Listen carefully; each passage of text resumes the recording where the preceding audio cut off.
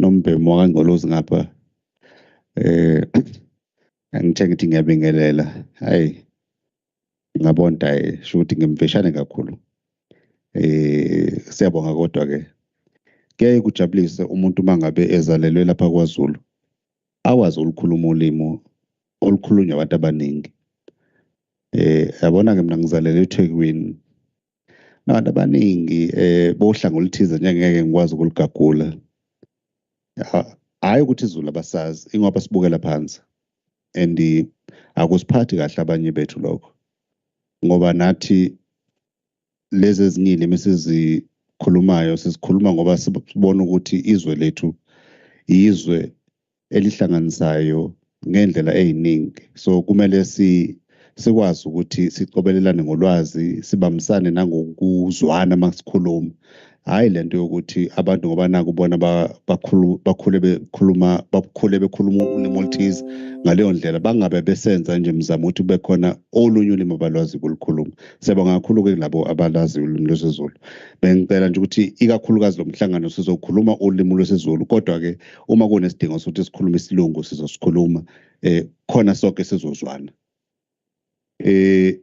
inhloso kakhulu yalomhlangano njengoba bese ngingamxolisela usihlalo wethu umama uSibhidla ukuthi akekho namhlanje ngenxa yokubambeka kwemisebenzi yasesishamthetho ukuthi sizothola umbiko ngokuthi ezinkingeni noma odabeni eseluke sakhuluma ngalo phambilini sifikile kule ndawo sesihambe safika phi kuningi ke esikuzwile ukuthi kuyenzeka okuyinqobela kaphambili ngeshwa bengingakeza ukuthi bakhona yini abaphuma emaphoyiseni ngoba silindele nabantu abaphuma emaphoyiseni la ukuthi bakwazi ukuthi basiphendule ngemibiko yokuthi amacala evulelwe abantu abahlukahlukene ngokuhlukumezeka kwabo ezindaweni zasemaplazini sekuhambe kwafika phi bengicela nje mhlawumbe ithimba elisizayo ukuthi libafonele abantu bamaphoyisa siza ukuthi bakuphi ngoba nabo sizobadinga ukuthi kube khona umbiko abasinikeza wona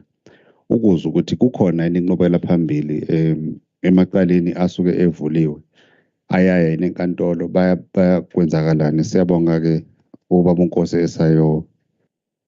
esayobafonela so umhlangano wethu ke bakithi asilindele kube umhlangano ozoba nemoya ephezulu umhlangano nje wabantu asebethuthukile nabayimisele ngokuthuthuka ngokwempilo nabayimisele ngokubambisana akufuzile kube umhlangano wokukhombana ngamazwi noma ukuphakanyelwa imoya umhlangano wokulungisa isimo njengabantu abahlala eSouth Africa abantu bakwaZulu-Natal inhloso yethu enkulu ukwakha inhloso yethu enkulu ukuthi lapho kukhona umgodi kukhona abangapha nabangale senze njani ukuthi siwudebele umgodi sikwazi ukuthi sihambisane siwele lo mgodi impilo zengane zethu siqhubeke ziye phambili ngoba ngisho ngakuthiwa asibonani kangakanani okanye asiboni kangakanani ngeso elilodwa mhlambe kwezepolitiki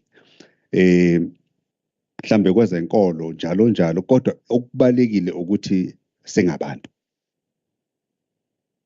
ukuba umuntu ke ngisho ngakuthiwa ibala lakho linjani kodwa egcineni umphefumulo owuphefumulayo siyakholelwa ukuthi ngelinye ilanga uya kuNkulunkulu sonke singengehlale endaweni eyodwa njengamanje kodwa mzwana sifa iswera uyashiswa noma uyagcitshwa kodwa umphefumulo wakho uya kuNkulunkulu so inike sihlula ukuthi uma ngabe sinenkinga ekuhlaleni ekuphileni uThixo sasiphile lelo thuba sikwazi ukubambisana ngoba egcineni siyazi ukuthi there is a common destination even beyond ukuphila kwethu ingakho nje ngithi angivule ngalamazwi ukuthi sizozama ukwakha la azizeli uzobhidliza lapho sibona khona ukuthi akubambekile kahle siqinisa kanjani ukubambisana ngoba egcineni sakha izwe lezingane zethu mhlambe ngalawo mazwi sibingelele samukele usigaxa amabhande engimbonayo umfowethu wasemaphoyiseni siyakubingelela mfowethu ubani sibongo uSotobe kadeni usibiya siyabonga kakhulu mfowethu siyabonga kakhulu Njengoba bese ngichazile-ke ngiyacabanga ukuthi-ke ama-officials from departments ekade kula la azoba eseredi kodwa-ke ngokohlelo lethu kuzoqala-ke i-local leadership. Ngicabanga ukuthi i-local leadership abantu bakwamasipala belidwa usekela mayor umfowethu uMavuso manje ngike nganenkinga ngizwa u-ward councillor umthetho ophi manje umuzwa izwi likaMthethwa ekhuluma eminyango ungathi lo akithi manje angazi noma into yala edumbeni yalama voices lama voices lusho ukuthi ikhona into yama voice athiza asedumbe nama voice asedumbe nje ngoba muzwa izwi lika councillor uzwe izwi lika sekela mayor ungathi umuntu oyedwa kodwa noba kunjalo-ke mawukuthi ayathengwa lamazwi besicela nathi mhlambe nisibekele ukuthi siyalifisa leli zwi ngoba ngathi lihlenyana sikubingelele baba usekela mayor sibonge mfowethu kuba khona bese sicela nje mhlambe-ke emzuzwini engemningi uthi qaphu nje egameni lobuholi bukahulumeni kodwa ungakangeni nje Mshengu angisho mfowethu ukuthi akuyona into ebengizele la kodwa angiphathekanga kahle ngidlula edolobheni ama-potholes akhona angiyazi le nto mina kodwa ngiyacabanga ukuthi ngiyafisa ukuthi sibe nenye inkulumo outside of this meeting ukuthi mhlawumbe yini engenzeka ukulekelela ngoba cha it can't be it just cannot be bakhona abanye basizayo through Sanral and others ngoba uma ngabe kuzoqhubeka kanje egcineni nizoqosha idumbu zonke izinsuku nje emarobotini lapha edolobheni angikwazi lo amgaqo kodwa nje mawuya ngamasipala futhi yabo lo mgaqo omkhulu nje uthi ugcina uyangena ngo left kamasipala hayikhona yo angazi le moto zenu zikanokusho sihamba kanjani lapha yebo kona unokusho usuke khona naye phakathi kuzona le moto kodwa nje hayi bakithi siyafisa ukuthi silekelele singagcini ngokuthi sikhale kodwa sinasi isixazululo sokuthi kungenzeka kanjani ze izinto zilunge baba sekela meya besicela-ke ukunikeza ithuba asithokoze mphathi wohlelo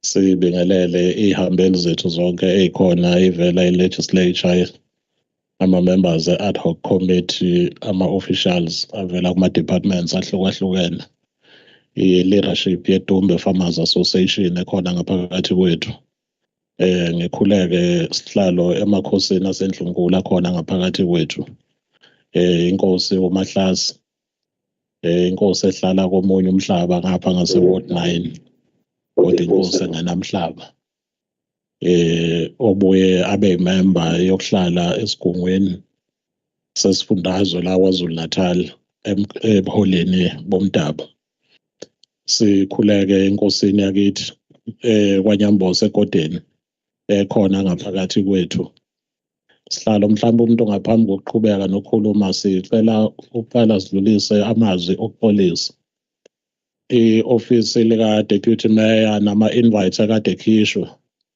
kube nephushana nje sihlalo lokuthi akuqondakalanga kahle ngesikhathi sokuqala komhlangano ama-invite esawakhipha emakhosini afika akhuluma ngo-9 o'clock amakhosi ngo-quarter to 9 kade sekhona la kwawukuthi-ke bayabona ukuthi akaqaleke kodwa amakhosi awadubanga awahambanga awawushiyanga umhlangano njengoba khona nje amakhosi adlulisa lokho njengoba kade sinqumuza nje la ukuthi cha empeleni kade befikile nawe uCaptain uSibiya naye ubekade efikile kodwa ke sihlalo ngokosiko lalapha eDumbe-ke ngicabanga ukuthi ukwenza nokukhuluma kwethu kuzawushintsha ngaphandle uma ngabe amakhekhi ekahle ekuhlawuleni kakhulukazi uma ngabe sesibonga phakathi kwethu eDumbe kuyasisinda ukuthi sithi hayi siyabonga mphathi wohlelo ngoba mosho njalo usugagula inkosi yesizwe ngegama inkosi yasegodeni uNyambosa uMavela mhlawumbe-ke kuyosilekelela ukuze sihambe sikahle noma kusinda-ke lunga lethu ke maZulu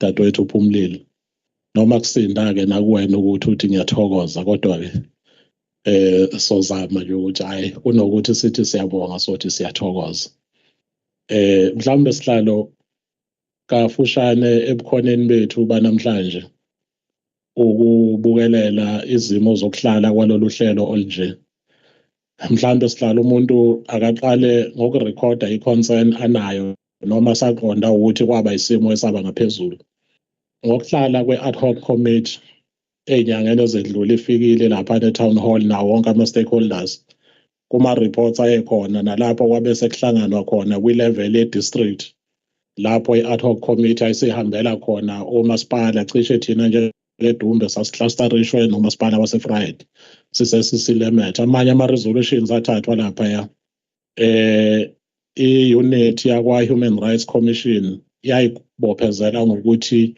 izohlela imbizo yokuzobungaza usuku lwamalungelo oluntu ngomhla ka-21 March kwakufanele siye endaweni yase-Ward 1 ngokweDumbe yona ndawo ya-identifya ngokuthi abantu bakhona iningi labo into kuthiwa intuthuko evela kuhulumeni basayizwa ngendaba yagcina-ke iphimwe ngenkulu kwesihlalo ngoba leyo date yagcina isithathiwe ngokwe-Office of the Premier leyo celebration ye-Human Rights Day yagcina iyobungazwa ngapha kumasipala waseBaqolusini endaweni yaseMondlo esicabanga ukuthi ngokwe-Human Rights Commission nangokuhlala kwethu eDumbe sisakulindele sihlalo ukuthi ake kuphinde kubuywe kuyiwe lapha endaweni yase-Ward 1 kungani sibuka i-Ward 1 isihlalo abantu abaningi lapha e-Ward 1 baseney'nkinga zokungatholi uhlelo lokuthuthukiseka kumanje isihlalo sinenkinga nje khona lapha e-Ward 1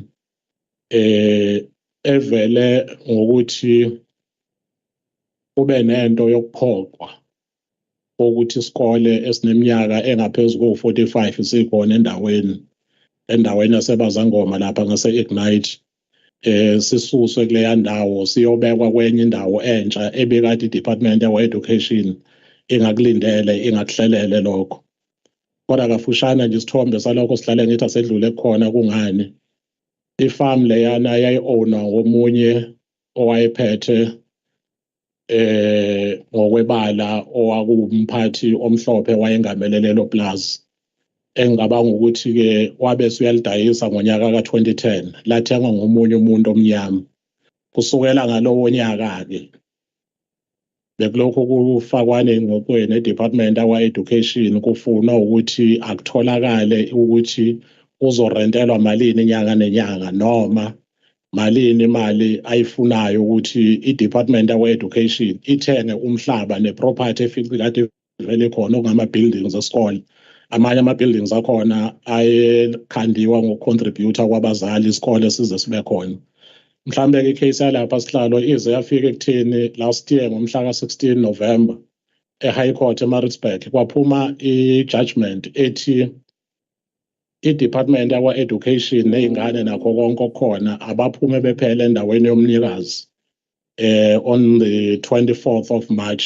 2023 nangempela sihlalo kube njalo avalwa amasango ngomhla ka-24 March kwaxoxiswana i-legal team yakwa-Education nekamnikazi wendawo kwafakwa nenkantolo kwaba ne-extension eyenziwayo eyenyanga eyodwa kwaba u-April cishe kwahamba nama-cost ukuthi i-department uku-extenda nje for that period of 1 month kwabiza ukuthi i-department ayikhokha u-25,000 sedlulile-ke leso sigaba manje sihlalo njengamanje-ke sesirelocate-iwe isikole sesisendaweni entsha indawo ebekade ingenamanzi ingenagesi ingenamgaqo ingenani but i-department ama-interventions ewenzile kukwazi ukuthi kufaka ama-park homes njengoba sikhuluma nje iy'ngane sezikwisayithe entsha kulinde installation kagesi kudriliwe into yebhoholi laphana amanzi kuyazama ukuthi atholakale kusalinde nanenye i-department yakwa-education yakwa-transport izolekelela ngokuthi kwenzeke i-access yokufinyeleleka esikoleni mhlambe ngithi anginothe nje leyo sihlalo ngento ethi isimo esenzeke ngale ngasendaweni yase-Ward 1 kodwa ayenzekanga ngaphansi kwe-leadership eDumbe Farmers Association esinayo cha akuyona yenze lolo hlelo omunye nje usomabhizinisi okhona endaweni obenokungaboni ngasolinye ne-Department of Education ezakhamuzi ezikhona Mhlambe ke sihlalo kuma issues akhona bengithi umama uSpeaker uzoba khona kukhona enye sihlalo bekade ekhulunywa ngayo hayi ukuthi sivuse izindaba ezintsha kodwa kunendawo ekhona la eWard 9 mawudlula lapha ngaseNkonkotho lesasigodi angisazi konje sijwayele ukuthi sesibewuzana kunemezi cishe u9 noma u10 safaka ugesi abangakhona ukuthola ugesi ngoba umnikazi wendawo akavumi ukuthi befakele ugesi labo bantu kunalokho uthi engamana plan ukuthi akabamuve bonke lapha abakhona beyotholelwa enye indawo entsha lemndeni ke cishe u9 noma u10 ekhala ngokuthi abakwazi ukusuka la bazalelwe la amalibo khokho yonke into ikhona la kusenalokho kushudulisana udaba lakhona seluzala fakwa cishe nakwezomthetho kubameli abameli bakhe umnikazi wendawo ibona abahindlisha lolo daba ngokuxoxisana nomasipala ukuthi uma bemuva bayumuva kanjani kodwa nje abantu bashaya phansi ngonyawo bathi cha abayindawo bona lapha ya mhlambe ukugcina sihlalo hayi ngoba ngivuse ezintsha ngeke ngaqala ngokuthi ke isandulelo sami sijwayele ukuthi sesibewuzana ngaze lesilungu kuthiwa yini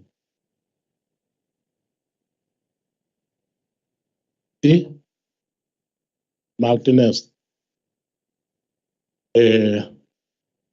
mhlawumbe ke sihlalo njengoba ngiqale kade ngikhuleka nje la emhlanganweni ngathi inkosi yaseABC inkosi ekhona ngokobuholi bendabuko kodwa umhlaba ayinawo indawo okuhlala kuyona abakhona bachithwa ngale minyaka abanye abahlala ngapha kobilanyoni isigodi sakhona kuthiwa yisemission ngoba abaningi babesuka endaweni ama-missionaries khona ngapha ngase-Ward 9 kodwa ke udaba lakhona sihlalo ngokwama-lane claims ayenziwa nani kwaba khona nanemiyalelo wenkantolo eyaphuma eMaritzburg cishe ngo-96 97 uma ngikhumbula kahle kodwa inkosi yaseABC ikhona izokwazi ukuthi isiqoqele kahle lo mbiko nalo mlando ukuthi into yakhona ithini kodwa kwagcina kuphuma isinqumo enkantolo enkulu ukuthi umnyango wezokuthuthukiswa kwemhlaba la endaweni esikuzona awenza isiqiniseko sokuthi uyawuthenga umhlaba ubuyiselwa kubantu abakhona ezweni senkosi yaseABC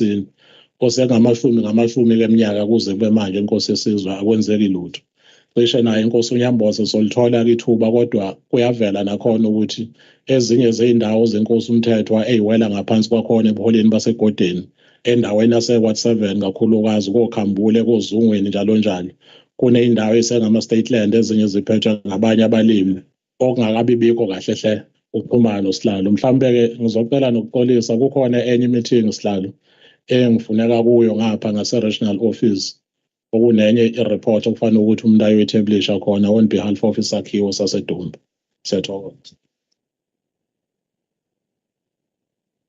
Siyamukela isethulo sikasekela meya manje lamagama okade washo ngizobuye ngikhohlwe yabo kodwa ke ngiyacabanga ukuthi undaba ezitha uzokwamukela ukuthi njengehambeli noma indwendwe esibuye singalijwayeli kahle noba ngizala endaweni yenkosi nenkosi yakwamkhize lapha eMboy Hillcrest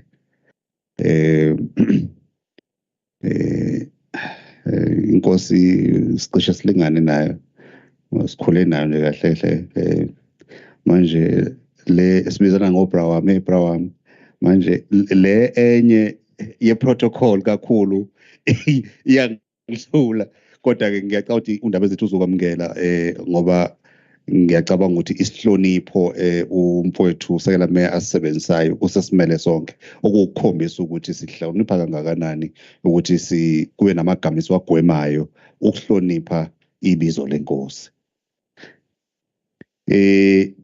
Ngiyacabanga ukuthi sizowanika-ke amakhosi asendlunkulu ithuba lokuthi kube khona amazwi abawabekayo ekuhambeni komhlangano wethu. Ngizokwenza isiqiniseko sokuthi amakhosi ayalithola ithuba lokuthi abeke amazwi amabili amathathu. Siyacela ukuxolisa ngike ngabuza sisesela kade silele khona ukuthi la ma-meeting ayengaqedi ngicela kuqale ngo-9 enziwa yini aqale ngo-10 kodwa manje senzela amakhosi amakhosi awakufanele afike early, and I'm surprised ukuthi amakhosi wona afikela ngo-9 ekuseni, okuyibona kuthiwa hayi ngoba sihlonipha amakhosi bavuswa odlunkulu emakhaya ngento ey'khala kahle. Masifika la amakhosi ashiya into ey'khala kahle emakhaya afika la. Ngiyacela-ke nje ukuthi from now onward Mr. Nkosi, imihlangano yethu alolu hlobo khona sothi siqede iqale ngo-9 ekuseni ngoba kuyasilekelela entweni ey'ningi. Kunenduna yenkosi, induna unkosi ekhona, sicela nje ukuhlonipha induna unkosi ekhona phakathi kwethu, kanjalo nenduna uMangethe uZwane. Mhlambe singabona induna unkosi. Siyabonga. Yabona ke induna ezomama, yabona nje imuhle lo mama induna. Hayi cha phela angithi ngiyancoma into enhle bakithi omama bethu laba. Awu kodwa madoda. Kanti lo mbhemu unjani? Usufuna ungithatha induna ubaba Mangethe. Siyabonga kakhulu Ntshosho. Nsele. Lwenda Mkhonto owakini. Okay. Baba Majuba. Angixolise kakhulu sihlalo. Sekwenzeka iphutha kwakhona engilibalayo ukuthi ngikwethule kanti uke wathi ukuchaphazela kancane into yama-potholes. I-Department yakwa-Transport kukhona uhlelo esinalo nabo esilekelelane kakhulu emva kokubika zona lezi nkinga okhuluma ngazo sihlalo ngokubambisana siwumkhandlu sisonke. U-MEC uHlomuka usenzele into eyisimanga la kumasipala waseDumbe. Cishe ngeviki eledlule besikade sisayina i-MOU ne-Department yakwa-Transport. Emavikini amabili edlule besikade semukela i-grant asinikeze yona ka-78 million. Imigaqo izokwenziwa la edolobheni cishe ewu-12 including nawo lo oshoyo ongene ngawo nje uqala emarobhothini uzophuma ngapha. Kodwa masuphuma udlula la elokishini ubheka eMpumalanga province ePiet Retief, nakhona silindele ukuthi ngekudala i-Department yakwa-Transport izo-appointa u-service provider ozokwenza umgaqo ngokwe-program ye-rehabilitation cishe i-distance engango-10 kilometers. Kodwa njengoba kade nikhona sihlalo sekungaba kuhle manje ngaphinde lisidlulisele isicelo u-R33 wethu-ke ukusuka la edolobheni eDumbe usubheke eVryhead, u-R33 usuke eDumbe uphuma ngeNatal Spa ubheke eVryhead. Cishe leyo mgaqo emibili sihlalo iyona eseseyinkinga kakhulu. Engicabanga ukuthi-ke kodwa-ke ngoba nikhona sihlalo niyokwazi nani ukuthi nisilekelele nikhulume ngento eniyibonile emgaqweni benihamba kuyona. No, sizokwenza lokho ngoba inkinga yami ngale mgaqo le ukuthi i-risk kubantu bakithi. Uma ngabe itekisi ishaya i-pothole igingqika, akulimali umuntu oyedwa. Kulimala abantu abayishumi noma ngaphezulu, kodwa phezu kwaloko ama-families ondliwa yilabantu abahlukahlukene. So the chain is long. So we must make sure ukuthi imigaqo yethu iba sesimweni ngoba even i-economy yethu igcina ingasakhuli. Akekho umuntu ofuna uku-investa endaweni ebukeka inganakekeliwe. Yabona nje njengoba ukhuluma ngalo mgaqo obesiza ngawo ngapha, ngize ngazibuza ukuthi bengisazobuza ukuthi awukhona omunye ongcono uma sesiphinde emuva esohamba ngako, kodwa ngibone ngathi awukho, yibona wona lo ngcono oyisimangalisa engihambe ngaso. So ngiyacabanga ukuthi sizomkhulumisa umnewethu Hlomuka ngoba siyakhuluma naye, siyabonana naye njalo ukuthi indaba yaseDumbe stroke Vryhead athi ukuyisondeza, kodwa siyabonga ukuthi kunale mali ecishe eba-80 million ukuthi kulungiswe. Ngiyacabanga ukuthi mayisebenze kahle lo mali kungangena ipolitiki bakithi entweni ezizosiza impilo zabantu. Abantu sebezofuna u-30% ngenkani nani siyacela nje ukuthi bakithi yebo bona akhona ama-subcontracting adingakalayo, kodwa ningabe senimisa umsebenzi. Nabakhona lana inina futhi enenza lento, ningawumisi umsebenzi. Kuhle kuba namakhosi endawo akhona, ningayimisi bakithi imisebenzi ngoba ekugcineni iy'mvula ziyaqhubeka nokuna zidala iy'nkinga, abantu bakithi bese beyalimala. Bengibona isandla la kodwa ngisazonika nani ithuba nonke nikhulume ningaxhalabi ningaxhalabi bahlekazi. Bengicela ke ukunikezela ithuba i-department ekwa rural development ukuthi ke basinikezele ke umbiko ngama-interventions noma ngokungenelela asebekwenzile ekusizeni abahlali basemaplazini. Ubani ozokhuluma?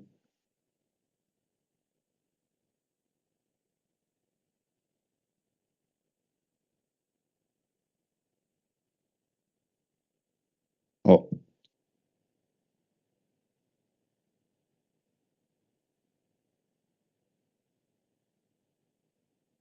Sihlalo, ngiyabonga ithuba. Ngibingelele amakhosi asendlunkulu akhona. Labo bonke abangene sesiqalile ukuzethula.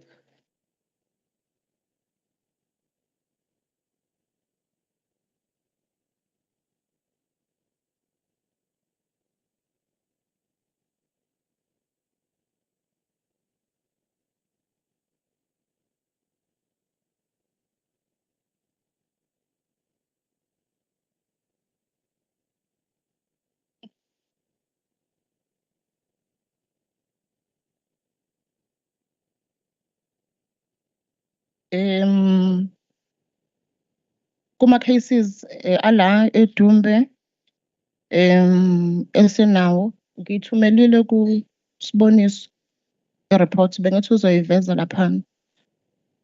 Inkonkotho bekulokhu kuthiwa engam ya resolve imatter yabo.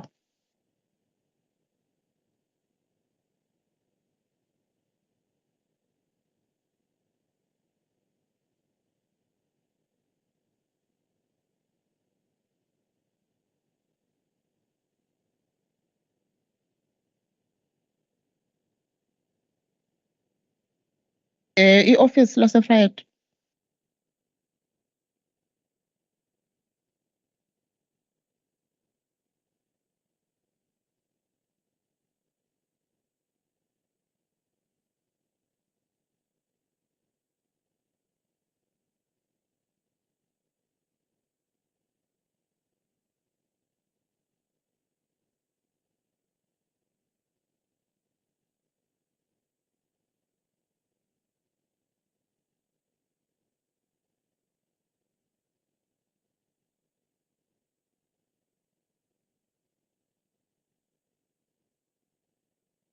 Okay, ngiyabonga sihlalo. Embikweni ngaphambilini kwangazuthi na inkonkotho isi-resolviwe. Nizokhumbula nangomhlangano omhlaka 12 May kwakuthiwa i-resolviwe ngoba abahlali okwakade kuphazamiseke amathuna abo bathola imali. Kodwa ke ngomhlaka 22 sahlangana noPolane lo 22 May. 22 May noPolane wayekade efaka isikhalazo. Uma ngabe sesithola asihlangana noPolane kuphela kwakhona namanye amalunga omphakathi aye part of i-meeting ngoba sasifuna ukuthola i-complaint yakhe kahle kahle. Sathola ukuthi cha oPolane bahlala kwenye property i-ownwa i-same owner Mr. Odendal. Kodwa it's a different property from the one that was resolved le ayilo i-report.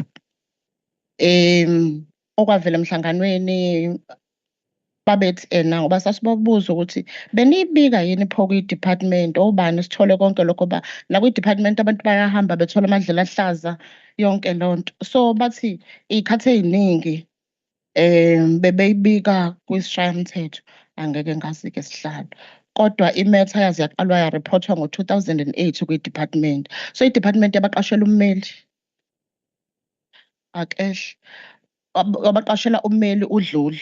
So i-resolution ye-meeting ukuthi siyokwenza yini internal investigation sithole nalommeli ngoba sihlalo angithi department ngaphambilini ibiyimanagela abameli bekukhona le rights management facility emanaged by department national mangabe khona ama-cases la ukuhlukumezeka khona abantu sibone ukuthi ayabo le iyaphuthuma ayingenelelwe ummeli ngokomthetho besiye sise khona. So 3 years ago, if I'm not mistaken, kube sekuba khona uxoxiswano ukuthi onke lama matters i-department sizosebenzisana no-Legal Aid of South Africa.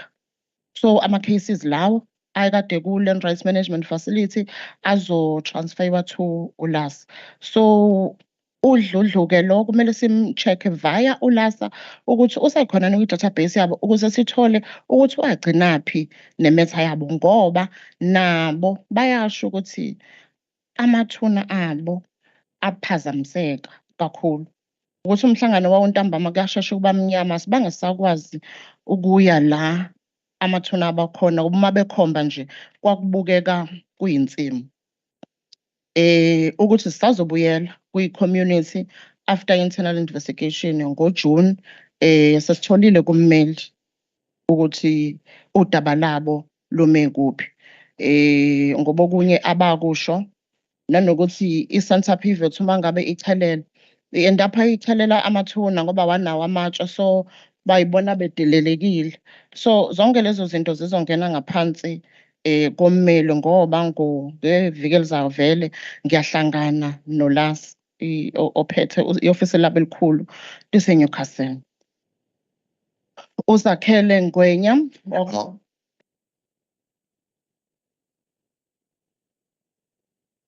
Dadewethu ngiyakuzwa ukuthi uthini kodwa angikuzwa kahle. I'm really attentively trying to understand.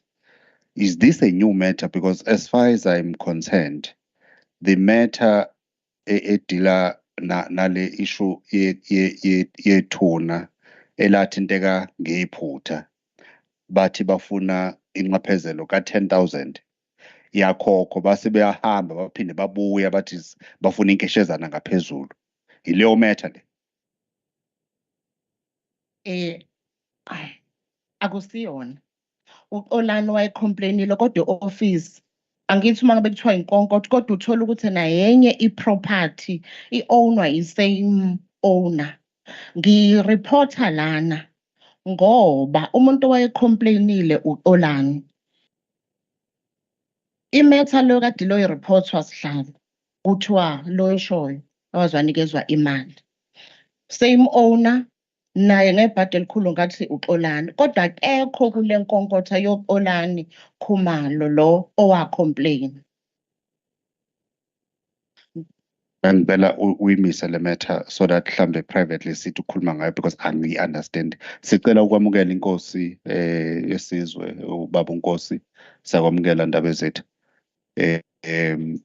Angicela nje lo daba ngoba it doesn't ring in my mind. Angilikhumbuli lubekwa before us and mangabe lizobekwa ngalolu hlobo sizongabi nendlela yokuthi silifollow up silungise ngoba it can't be a coincidence ukuthi there was a Xolani a matter involving intrusion to a grave yalungiswa then another Xolani similar pattern again.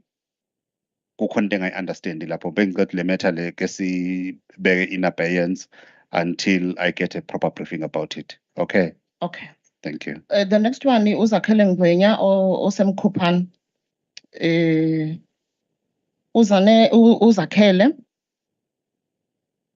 sasikade singamtholi kodwa ke sihlanganile naye as an office ngomhla ka-17 May ukuthola i-complaint yakhe ngoba i-complaint yakhe uma ngingayisummarize nje wayekhala ngokuthi bafaka isicelo abakaze bezwe lutho. So namanje basakhala ngalokho. I-office ke siyikhomithile kuNgwenya ngoba sicheckile ngaphakathi kuma-database bafaka isicelo sabakhonzi beplus lesikubiza ukuthi Labour Tenants Act ka-1996 against iplazi lase Skillhoek.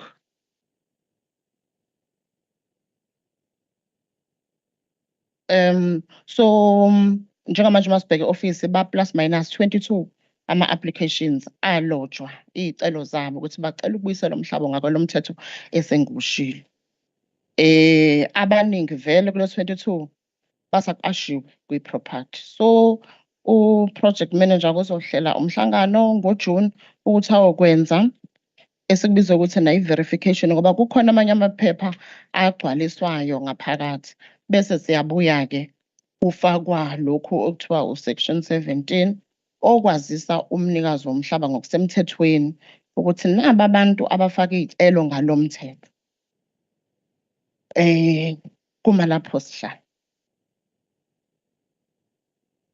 Omnikazi wepulazi have never been approached to sell. Ngeke ngibe nesiqiniseko, ngeke ngisho ngithi no, ngeke ngisho ngithi yes. Kodwa mina since ngifikile laphana uzokhumbula u-deputy mayor ukuthi abangaphambili kumina, I think 3 years ago, bake basebenza ngoba njengoba ngisho lo mthetho lona unendlela mase befaka iy'celo abantu kumele umazise ngephepha kuphinde kugazethwe ukuthi nabantu abafaka icelo ngalo mthetho we-labour tenancy. So akukho lokho e-office. So angeke ngisho ngithi na waziswa ngoba alikho lelo phepha esikubiza ukuthi section 17 oyisiqiniseko imina ukuthi waziswa ngamalungelo abantu ngakolo mthetho. Ngoba phela ngaphakathi ukuthengwa kwamaplazi kuhlukile njengoba thina sila sibhekelele labantu abafaka icelo nge-labour tenancy nabantu abahlala endaweni aba-protected ngo-Est. Okay. So inkulumo yami ngiyiqhubeze njengoba ngisho ukuthi na sivele sesiqalile kwamanye amaplaza i-verification la kuzongena khona nomkhuphano ngoba kuke kwaba khona i-break njengoba ngibalo 3 years kubantu abafaka iy'celo ngoba la EDUMBE vele iy'celo zabakhonzi beplaza e-ofisi nje lilonke ibona banama-applications amaningi. Sihlalo-ke ngeke ngikwazi ukuphendula ukuthi na yini indaba kwamiwa kwaba ne-break. Okay. Umhlonishwa ucela ukubuza. Ngiyabonga sihlalo. Ngiyezwa udadewethu mekuveza ukuthi sikhuleke emakhosini aseNdlunkulu ngiyakhumbula ukuthi siyithule engakafiki. Ukuthi kwamiwa ngeke akwazi ukuphendula. Kodwa into esalayo ukuthi umbuzo bakhona.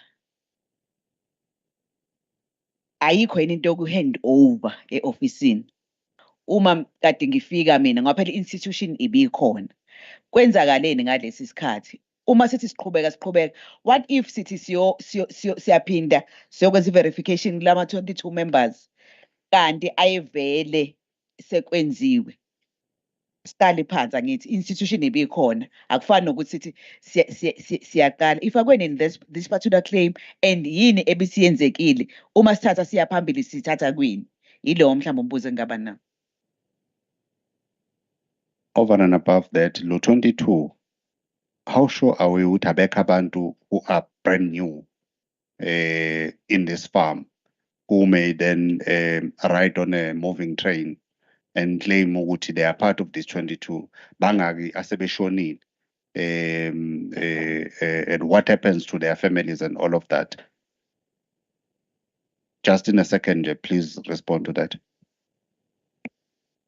U-22 sikhuluma ngey'celo ngephepha ababeyigcwalisa befaka iy'celo ngalo mthetho. So sibala wona. Uma ngabe sekwenziwa i-verification kutholakala ukuthi umuntu oyifaka isicelo usedlulile emhlabeni akasekho. Umthetho uyakuvuma ukuthi umndeni ukhethe umuntu ozomelela isicelo sikamama njengoba yesifakile.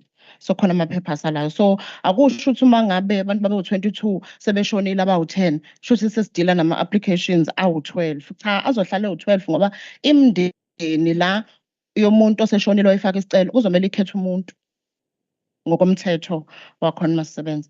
Ngama-verification no handover. Sihlalo bengisacela bambe offline. Offline ngoba kuke bekhona isikhathi eside engekho u-deputy director laphana e-office. U-deputy director we-tenure reform implementation. Tenure reform ehlanganisa u-labour tenancy longemshoyo no-Est.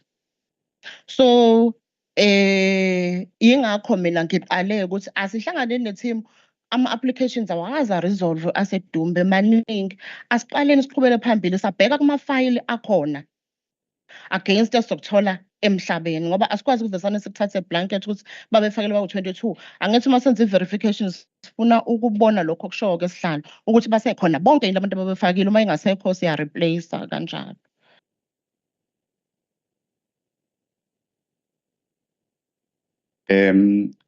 Kunonobhala la wesizwe senkosi uSibizo Baba uDlamini Sebalikhulu. Oh, okay. No khansela dadewethu uMngomezulu waseward 1. Oh, siyabonga kakhulu dadewethu, siyabonga. Elandelayo i-Nebucham. Lena ke sihlale yakhumbula ukuthi ile okwakuthiwa uzokwenza i-donation, sasisho as ukuthi as i-department i-owner ayifuni ukuku-reducer into writing and ayikho i-threat of eviction. So si-department ngoba ayikho i-threat, akabafuni ukubaxosha. So as a-department sizohlala nje kuwudaba esilibhekile kodwa akukho okungako esizokwenza ngoba uma ngabe ithi akaku-reduce into writing i-donation ukuze kuqhutshekwe, ngoba yayikade ikhulunywe ngomlomo. I'm saying this case i-owner yayikade ithe iyadonate. Angithi uyakhumbula kulamanye imihlangano ade sihlangana nayo. So uzokhumbula ukuthi komunye umhlangano mhla 17 wawuzobuza nalendaba ukuthi yini indaba singa-expropriate.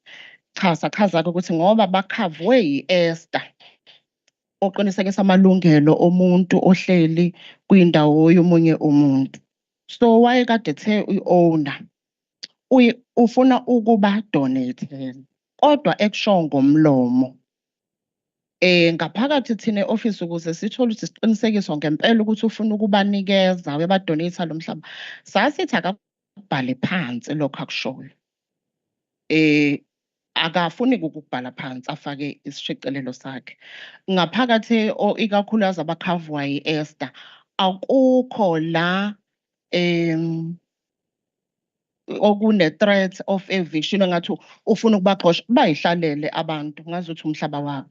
But do they have a right to build homes, to have livestock and whatever else? Do they enjoy those rights?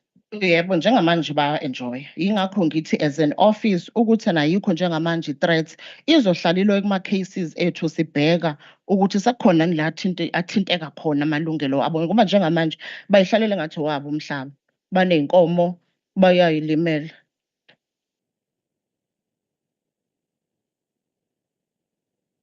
Okay. Ngiyabonga. Umhlaba mengabe ubuyiswa noma ingaluphi uhlobo, ngithola into enginikeza sense of ownership. Sithini status salabantu abahleli la. Uma mina ngidecide ukudonate ngomhlaba verbally, uma ngidlule emhlabeni ikhona into ebinder iy'ngane zami ukuthi zithi lo mhlaba wawunikezeliwe. Uma nginikezela ngomhlaba, yini eyenza ngingavumi ukuthi angikwenze kube okubhaliwe okuyoba ubufakazi ngikhona ngingasekho nokuthi amalungelo abantu ababuyiselwe umhlaba bawa-enjoy. Ngicabanga ukuthi izinto ey'njengo-title deed i-likelihood ukuthi abakwazi ukuba nayo. So isivumelwano esenziwe yimina siyakwazi yini, does it stand uma mina sengidlulile ikakhulukazi esivebhali?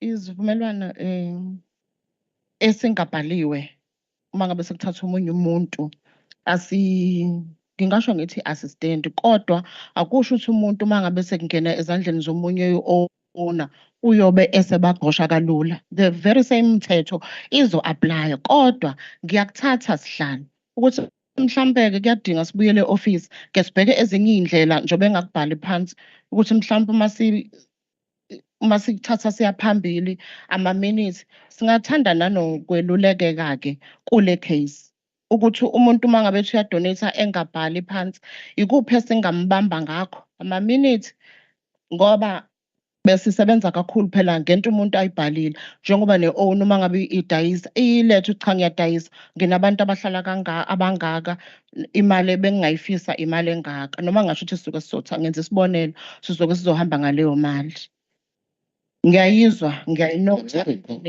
comment ukuthi with your legal advisors you said nisebenzisa illegal aid. Can't they approach the court?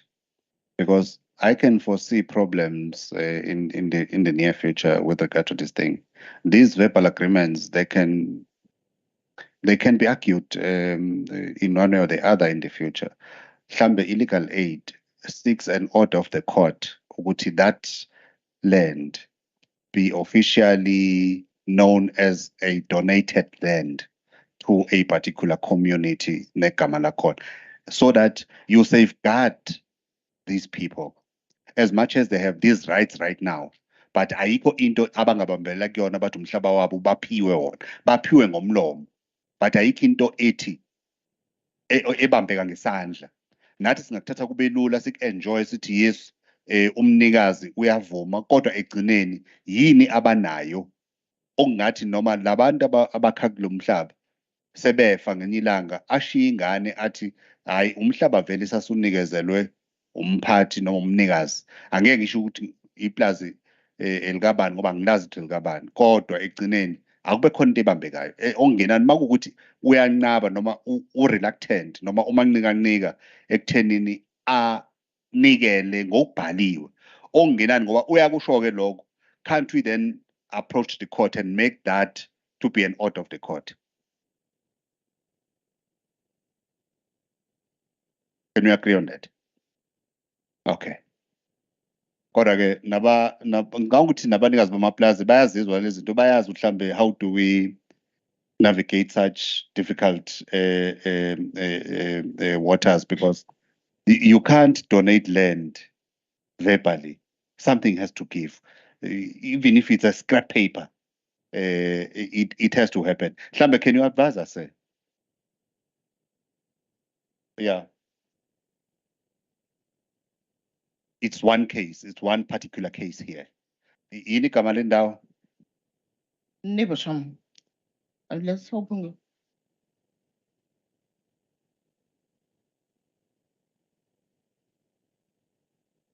Okay. No, I think after this meeting we'll then have to yeah. Okay.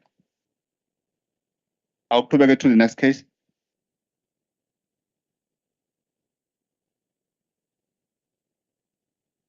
Fana leli nenkonkothi uthathe ikhulume eceleni ukuthi laphindeka.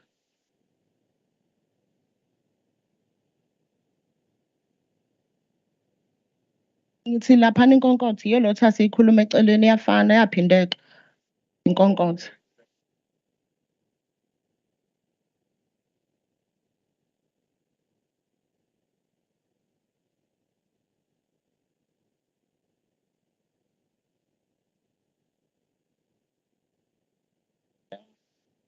Uyamukela community trust.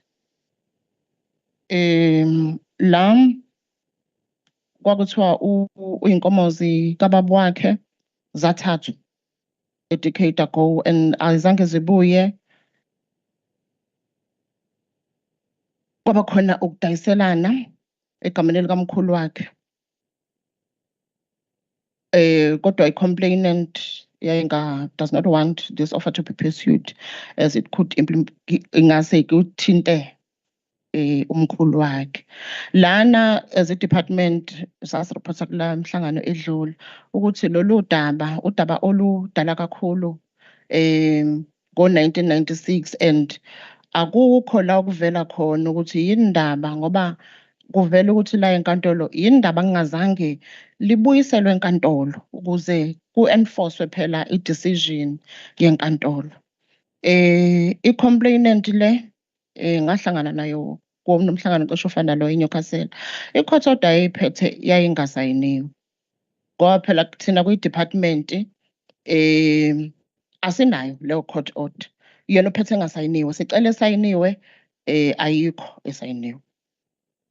nalana ke kwakuvelile ababebikela ngaphambi kwami ukuthi i-department le sale yayi between two private individuals, so umnyango wethu wawusofakwa nje kodwa nathi ezomnyango asicace ukuthi thina yini indaba sifaka abantu mabeyidayiselana bobabili. Ngicela sivumelane ukuthi we can't entertain this matter. It's a sale of two individuals. Okay. That has nothing to do with the processes that we are dealing with. So it should not have found its way here in the first place. Okay. Okay. Delete che. Untomfuthi wakwaditha. Untomfuthi sasikade singena ama details akhe kodwa i-department unit yethu ihlanganile nayo Ntomfuthi ukuthola kabanzi ngecomplaint yakhe. Lokho ayekusho lana ngenkathi ephakamisa lapha eSicily Emets ukublockwa kwama roads hayi ukuthi into entsha eyayenzeka ngenkathi mhlawumbe yayineninyanga yenzakalile kwi-meeting ekubese nayo kuvele ukuthi cha into eyenzeka ngo-1981 la umlungu ayevimba i-access kubantu kahlahle wayengavimbi wayebashintsha i-access ethi abahambe komunye umgwaqo. Kodwa ke ikomiti lomphakathi mayesho Ntomfuthi lahlangana nomnikazi weplazi ukuthi cha abafuna ukuhamba kule route abanikaza kuyona bafuna ukuhamba kuyo le akade bevele beyisebenzisa. Hayi umlungu wavuma ngoba emhlanganweni nje abade kuyohlangana noNtomfuthi kusetshenziswe wona lo mgwaqo umlungu ayethi abangawusebenzisi, so ayikho inkinga kangako. So the matter is resolved. Yes. So kwakubungwa nje umgaqo. Yena wayebika uNtomfuthi uma esevela cha abantu abadala abathi akahamba eSicily Emets ngoba kuzwethiwa kukhona iParliament bezobika nje usho kanjalo uthi ogogo bathi afika abikele abahlonishwa ngoba kukhona iParliament kodwa nje into eyenza ngo-881 ayikho inkinga njengamanje. Yazi ukuthi baningi kanjani abantu abalabo bengazalwa ngaso sikhathi abengazalwa bengizula nje. Yeah. Kodwa ke ake sisho ukuthi this matter falls off our radar. Okay, please proceed. Cobalt farm lena njengoba silosi reportile icase uma ngabe isiye ezandleni zika special master of ama-labor tenants owaqashwa inkantolo wanominathwa inkantolo wappointwa inkantolo asibe siyamdedela as i-department so i-cobalt ne-Velfredine isezandleni zakhe engikwaziyo ngoba bake bangithinta bahlela i-documentary sometime in June July ezoba khona la EDUMBE bese ngakwatholi ama details ekakhulu ukuthi documentary izobe icover kanjani ukuze ngiyithole mina ukuthi bebecela ama officials ukuthi abe ingxenye ye documentary, so njengamanje basalungisa ivumelwane between communication ngoba kunendlela angikwazi nje mina ukuvesana ngikhulume kumele ngithole approval ku communication ngoba uyena oba umlomo we department kodwa nje uzoba khona maduzane June July uyayisebenza u-special master. Ngiyabonga Sihlalo. Ilawa ama cases bese ngidelethile amanye i-restitution nga concentrate kwawethu namanye angahlanganisi thina ahlanganiswa SAPS ngiwakhiphile kuyi-report yami.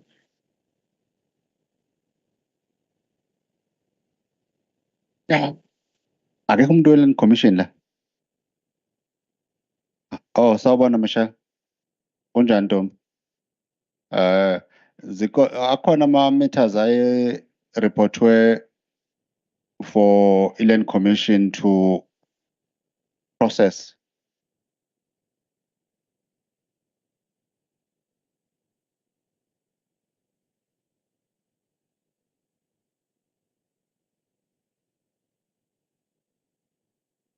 That's what I remember too, that there were no matters for the land commission. Ngicabanga ukuthi ama matters amaningi kodwa ngicela department angikho happy ngokuthi you have only done follow-ups now in May on a number of these matters. Shukuthi when we gave you a heads up what you are coming here, you then ran to meet these people. I'm not happy with that. Ayikho into ethi nihlangane nabantu ngoFebruary ngoMarch. Wonke lama meeting it's a very serious coincidence ukuthi nihlangane nabo ngoMay. Angisho ukuthi ngiyanigxeka. Angingigxeki kodwa ngiphakamisa nje nami ungayizwa kahle indaba. Angingigxeki. ukubheka enye into umuntu angibheke mina ngakubheka into ongazi uyibona kodwa ngizama nje ukuphakamisa nje igama ukuthi imani yemanje nahlangana nawo wonke labantu lapha yebo kona nihlanganele nabo kodwa kangobe nihlangane nabo timelessly nihlangane nabo izolo nini ngoba 17 May kuza neno and lokho kusho ukuthi angani noma bengenazo imoto noma belinetha kunodaka kungangeneki seku right manje. I don't want to respond. All that I'm saying, I'm not happy ukuthi imani yakhona manje. I think we need to improve on that. We need to improve on that.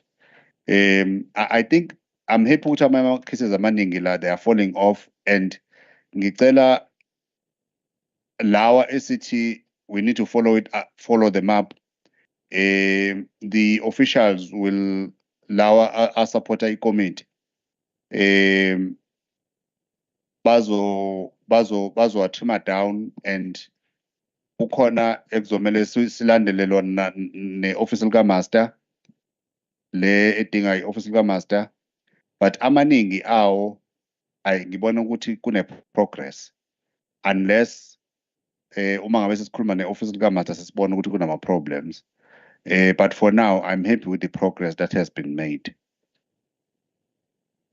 Akufani nani nge-reputation kuhle phela iqiniso phela mina ngithi mina uma uyakholwa intombi ebhantshi wangitshela ukuthi amanga ngiwakhuluma akufani nani nikwenzile okuningi uma ukuthi ukhumbula kahle ama-emotions ayelapha eScecil whatever hall abantu babela phezulu kodwa slowly maningi ama-cases angekho la ase-resolviwe vele angangenanga la a-resolve amanye offline and all that kiwe khona emaplazini nani nani ase-resolviwe amaningi ama-cases ala eDumbe and I'm happy with that progress. Kodwa kunale yasenkosini uSibisi inkosi uSibisi usesizile ngokuthi usinikezela i-order ye-court siyaqala ukuyibona le order le angezwa ndaba ezithi le ummeli wethu usayibuka nje manje kodwa ngicabanga ukuthi at our level as a committee we will pursue it on behalf of ilokhunjana inkosi including perhaps if needs be commissioning a lawyer to go to court and seek unfortunately we will be seeking enforcement of the court order against the department because i-department must buy land for abantu semakholweni kuphi emission manje mina emakholweni angithi into ezo akuthengwe lo mhlaba wasemission ngicabanga ukuthi kodwa kuzomela siye eduze naleyo mission siyoyibona ukuthi ikhona indawo engathiwa ke akube indawo yenkosi la inkosi ibe ne-authority kuyona noma vele kwakhiwe abantu bazenzela umathanda lapho ngoba zikhona indawo ezinjalo uthola ukuthi abantu vele sebakhile badayiselana abanye kunemjondolo kuyaqashiswa njalo njalo angithi ukuthi into enjalo kodwa zikhona indawo ezimbalwa engizazi ezinjalo uthothi inkosi sizothiwa nje ngegama thiwe uyinkosi ke la kodwa only to find out you have no authority over any piece of land sekuyigama nje ukuthi hayi ke ngiyinkosi la ikhona enye imatter esidila nayo efanayo angapha ngako Elon Park ngaseMaritzburg we are dealing with about 2 eMgungundlovu akhona nje ama cases la kunamakhosi unlandless but amakhosi but makuthiwa nje uphi umhlaba wakho indaba ezethu uyathi hayi ungapha nje umuthi siwace ngale uzowubona kanti inkosi nayo ayazi ukuthi izothini ngoba bamukwa amalungelo abo ngalezakhathi so sizoyilandela ke le unless kukhona officer mhlambe ukuphawula kulama matters ekade efundwa la nangu khansela ngale ngemuva.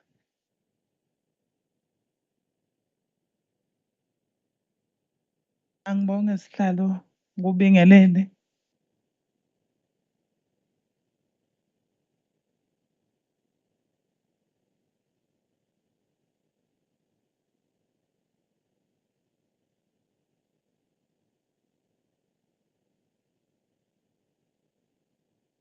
Ngubingelele sihlalo nethimba lonke ohamba nalo. Ngikhuleke emakhosini aseNdlunkulu. Siyabonga sihlalo, mhlawumbe angiqale ngibonge nje ukufika kwe-legislature la eDumbe. Njengoba sasicelile sihlalo, siyabonga kakhulu. Siyezwa ngokwama-case avelayo nase-resolve-iwe. Engicabanga ukuthi sihlalo bekungakuhle kodwa ukuthi siwezwe nawo la asesetshenziwe ukuze sizokwazi njengabaholi bomphakathi.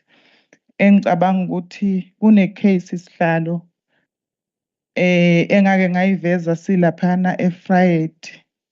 I-case engingazange ngineliseke ngayo mayelana Siyabonga kaTleho. Ngibona ayiveli la. Angazi noma nayo mhlawumbe seyasetshenzwa eyomntwana engihlala naye njengamanje. Mhlawumbe sihlalo bengifisa futhi ukuthi njengoba i-legislature ikhona la eDumbe ngikuveze into ethi thina njengabantu esihlala le ey'ndaweni zasemakhaya sihlala nabo obaba abaphethe amaplazi. Sizizwa kungekho ukusebenzisana okuyinto erong kwesihlalo ngoba njengoba bekhona bangobaba bethu sizingane zabo kufanele ngabe kukhona ukusebenzisana nanokulekelelana kwezinye zezinto. Ngiyikhansela ke lapha eWard 1. Bakhona abanikazi bamaplazi esisebenzisanayo nabo, bakhona futhi esingakhoni ukusebenzisana nabo. Bengicela nje ukuthi sihlalo kulokho ngicela ukuthi ngilekeleleke kakhulu. Isishayamthetho ngiyacela ukuthi singilekelele kakhulu lapho. Ngikhuluma ngani? Ngikhuluma ngokuthi uma ngabe kunentuthuko eyemphakathini, kunomphakathi ogcina ungayitholi intuthuko. Ngesimo sokuthi umnikazi wendawo angavumi athi akavumi ukuthi lo mphakathi uthole intuthuko. Engubona ukuthi-ke kungezinye zezinto ezisicindezelayo thina abantu abamnyama. Bengifisa nje ukuthi silekeleleke kakhulu lapho kungabonakali futhi ukuthi kuba nobutha phakathi kwethu thina abantu abamnyama nabantu abamhlophe. Bengamele ukuthi kube khona into ehlukanisayo lapho ukuthi kunongasebenzisani. Silimala kakhulu nje ikakhulukazi kulolo hlangothi sihlalo.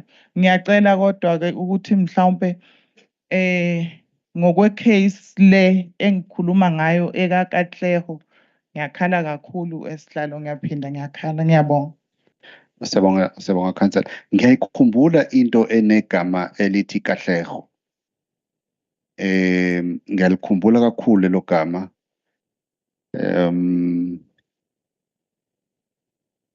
Ninayo o uSabs i-case kaSabs. Amfowethu nasi sandla bangemuva. Yebo. Ngiyathokoza sihlalo. Nami ngomunye osuka abasebenzi abasuka eminyangweni obviously sefilidi. Uyona umbuzo kodwa ngicela ukuthi zothi isicelo sokukhumbuza indlu kanjalo nabo bonke esinabo la endlini ukuthi umnyango ekusebenzeni kwawo ulawulwa imithetho njengoba usisi Madonsela eveza ukuthi amanye ama-cases washile ngaphandle ingenxa yokuthi kuthi ngokwe-jurisdiction okanye ne-scope sethu asingene kona. Kunemithetho ke sisebenza ngayo ikakhulukazi i-unit yethu oku-Extension of Security of Tenure Act wango-97 kanjalo no-Labour Tenants Act wango-96. Leyo mithetho leyo ngendlela esebenza ngayo ngicela ukucacisa ukuthi amandla esinikeza wona njengabasebenzi bomnyango or njengama-officials iyasincinda kakhulu. Engicathi komunye umuntu uzobuka ngathi hleze khona esikuhlonipha okanye esingafuni ukwenza kanti amandla umthetho so implementayo ongasivumeli ukuthi sedlule kuwona engicathi-ke wonke-ke imithetho ekhona eSouth Africa kanjengoba ne-constitution yethu ine-limiting clause okusho ukuthi nale esebenza ngayo nayo futhi again inama-limitations asikwazi ukwenza okungale ezinye into asikwazi ukwenza ngenkani if ukuthi akho inkinga asikwazi ukuphoqa kumele kokunye size kube ukuthi ngempela kukhona uthuthuva okanye kukhona okuthintayo ukuthi must act kanjalo okunye-ke manje ama-cases njengoba-ke wachaza kanjalo Mama Madansela abameli asisabakhiphi uma abantu befika sesibadlulisela kwa-legal aid lokho isinqumo esathathwa ephalamende okusho ukuthi ekugcineni into ey'ningi nathi asikwazi ukuthi uma kuthiwa njengamanje ummeli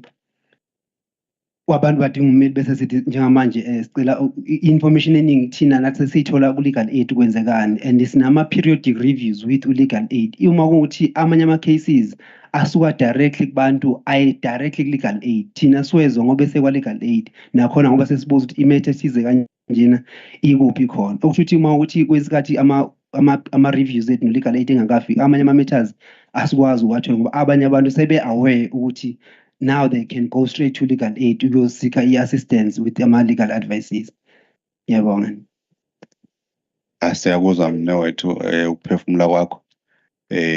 Kodwa-ke ngifuna nje ukugcizelela kakhulu udaba lo engithe sizokulisika review nalo lokuthi sicela niye kwi-legal aid nina as a department nicele i-court order to declare that donated piece of land as a land belonging to a particular community. That one, we are saying to you, go and do it.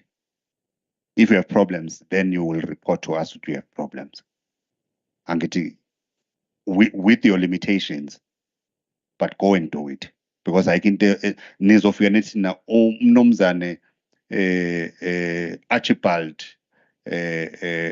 Sorenso made a verbal commitment to donate the land, but is finding it difficult to put that in writing. Thina-ke njengomnyango sicela ukuthi mhlambe inkantolo ikwenzele bazobe sebeyambiza bathi wavuma yini and bembiza phambi kwenu noma ofakazi uma ngabe ethi yes ngavuma, then the court will make it a declaratory order, simple and straightforward. If SAP-ka, then it means useyajika umuntu phela bakithi mesejika usejikile kumuntu nomhlaba wakhe akho into esingayenza kodwa ngoba akabahlukumezi-ke njengoba behlezi lapha so buya futhi sohlala sibheke ukuthi kwenzakalani. Ngicabanga ukuthi iyazwakala kodwa ngiyacela ukuthi let's make this in a period of 2 months from now. 2 months, yes, from today. Let's go to court and make this application for a declaratory order. Okay. Ubaba Umake.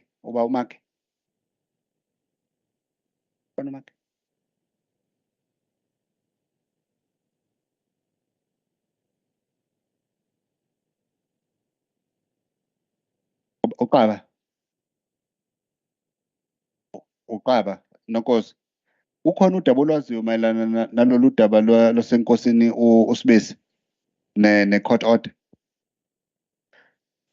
khona ongasihlebela kona? Angiphinde ngibingelele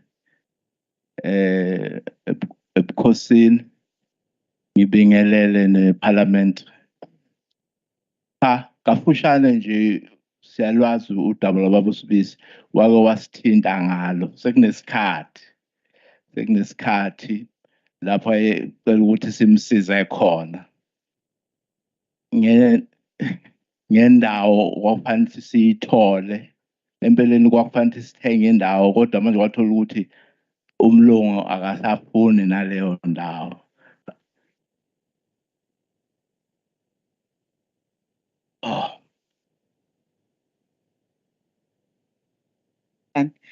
Inkosi yesizwe, so inkosi uSibisi. We acknowledge ukuthi ubaba kodwa ke in his capacity la inkosi yesizwe. Yeah.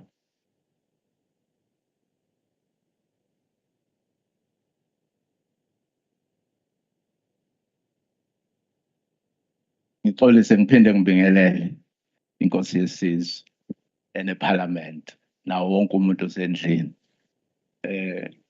Nguzwe libanzi Caba mina from KwaLand Claims Commission. Yebo, ngihamba nomphathi wami. Yebo, yebo. Umichele. Kafushane nje angizokulanda.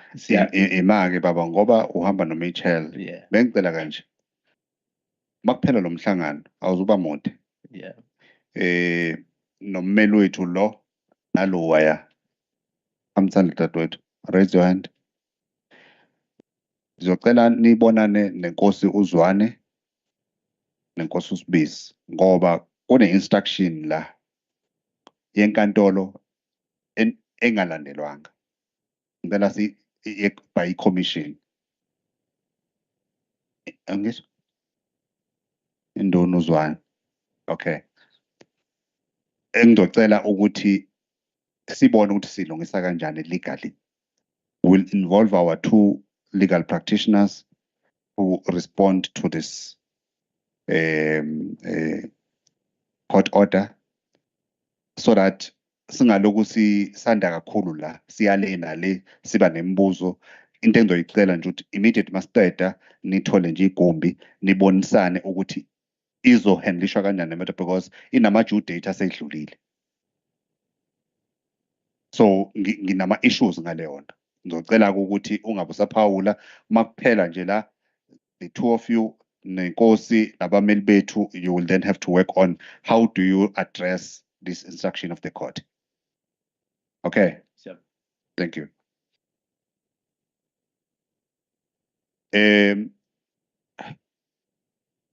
Mr. Style. Legal advice. Style. Can I request that you arrange a meeting between ourselves as the committee with the legal aid within 14 days? And we must meet at the legislature.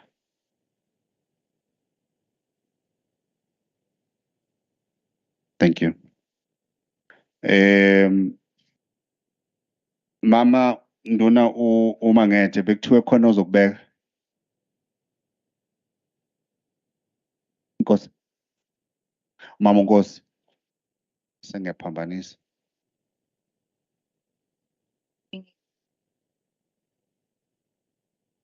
Akhosi onke esizwe nabo abasivakashele bonke ngiyabonga.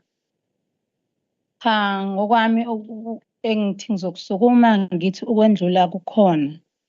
Ngibonge ithuba engilitholile. Ithuba engilitholile okufike kusiphathe kabi thina njengabahlali basemaplazini. Bafika abamhlophe sikhona endaweni. Ma befika bona banamandla okuba bethenge iplazi. Kufika omunye athenge iplazi. Phinda ahamba omunye kufika omunye athenge iplazi. Ofikayo kuleli plazi ufika kukhona abantu abahlala khona kule plazi. Uma sefika kule plazi useshintsha indlela yokuhlala ebehlala kuyo khona. Kanti okufike kusidumaze thina bahlale sihlale emaplazini. Bafike abamhlophe bethathe indawo mhlambe sinamasimu kanje ngamasimu esiwasebenzisayo. Bese fika umphathi oniphethe anithathe ayonibeka endaweni lapho enizohlala khona. Anike indawo le ndawo anika yona kube indawo njengesemagcekeni ukuthi ngalima nje kanje ngalange encane nje ukuthi nilime. Indawo ingange ground yabo umuzi nomuzi anikalele nje indawo encane. Ayithathe yonke le ndawo. Uma seyithathile le ndawo bese enika indawo yokuthi imfuyo yenu nizoyihlalisa la anike indawo. Uma sefika olandelayo usethatha le ndawo enanikwe yona uyena lo hambile njengoba ubaba ade beka laphana ukuthi ke masinikwa indawo abasiniki okuphathekayo ukuthi okubhalwe phansi ukuthi okunofakazi Kithi ke kwenzeke kubazali bethu ke lokhu ukuba beyithole le ndawo. Abazali bethu ngokungafundi ke nokuthi vele kwakuyile sikhathi zakudala. Abazali bethu azange bekuthole okuphathekayo. Thina besizingane. Uma sibefika laba bebethatha le ndawo. Wayebo banika le ndawo ayabanika yona. Uthe efika ofikayo futhi olandelayo ke sasithe ukukhula ke lapho. Uthe mayifika lo osefika manje akasekho lo owasusa la wasiletha la. Mayisefika lona usefika ugamfula le ndawo. Ngokusaba ke kwabazali ngoba abona abamhlophe abazali babesaba vele kakhulukazi. Bekuyiseke leso sikhathi sengcindezi. Bengakwazi ukuphendulana nabo. Bafika kule ndawo babanika futhi indawo basika le ndawo bavuma kabazali. Yaphinde yathathwa ingxenye. Uthe manje nje kulonyaka ophelile. Waphinde wahamba futhi lo munye. Sekufika iplazi lile eDorothea. Mawubhe useMoyhoek eDorothea. Yebo sihlala khona njengamanje. Enkosini uSibisi. Yebo.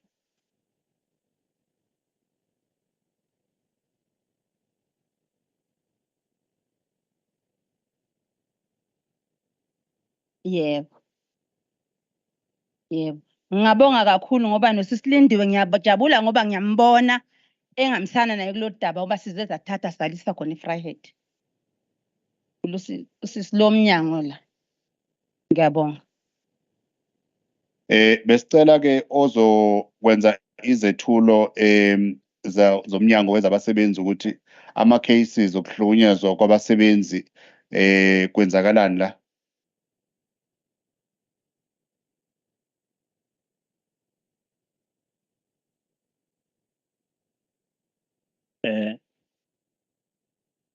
Ngithokoza isihlalo. Ngibingelele sihlalo nethimba lakho lonke. Ngibingelele sihlalo nethimba lakho lonke. Leshamthetho. Ngikhuleka nasebukhosini. Obukhona kule ndlu. Nabo bonke abakhona endlini nakuyihlalo zapho. I-report yami izoba general sihlalo.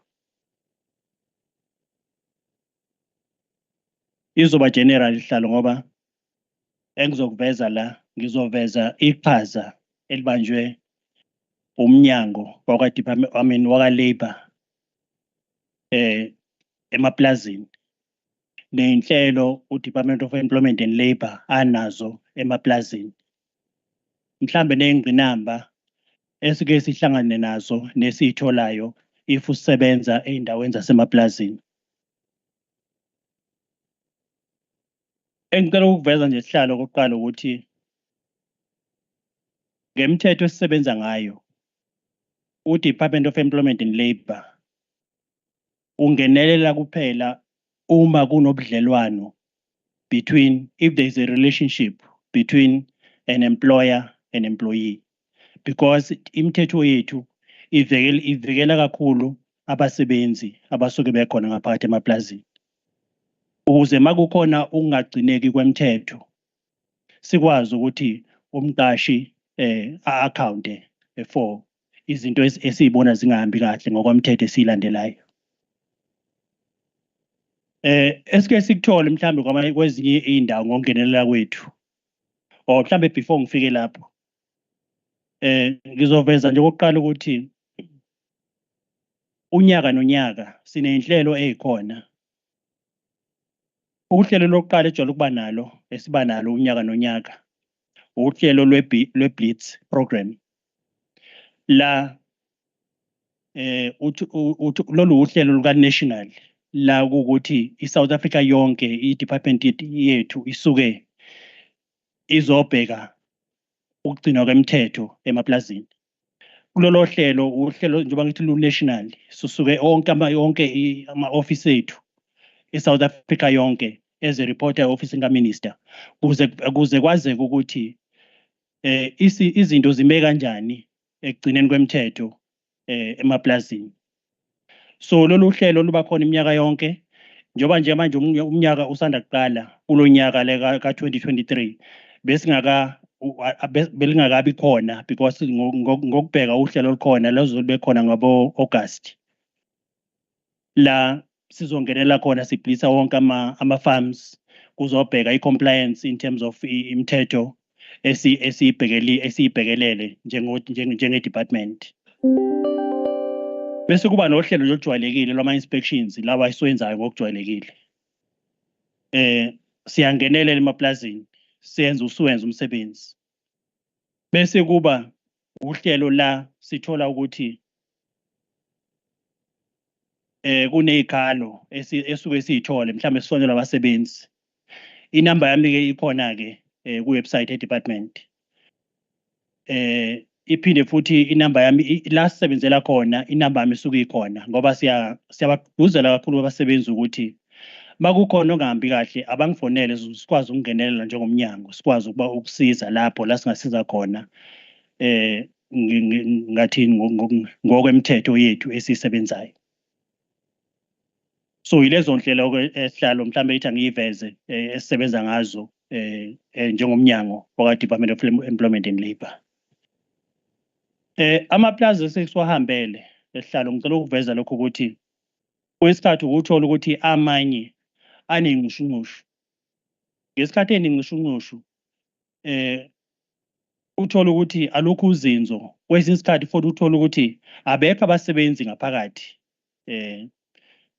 mhlambe uthothi mhlambe ngakubeka ngolimi lwesilungu ithi dysfunctional and mhlambe kunama disputes akhona uthothi lapho asikwazi ukungenelela njengomnyango because abukho nobudlelwano engikhulume ngabo between abasebenzi nabaqashi.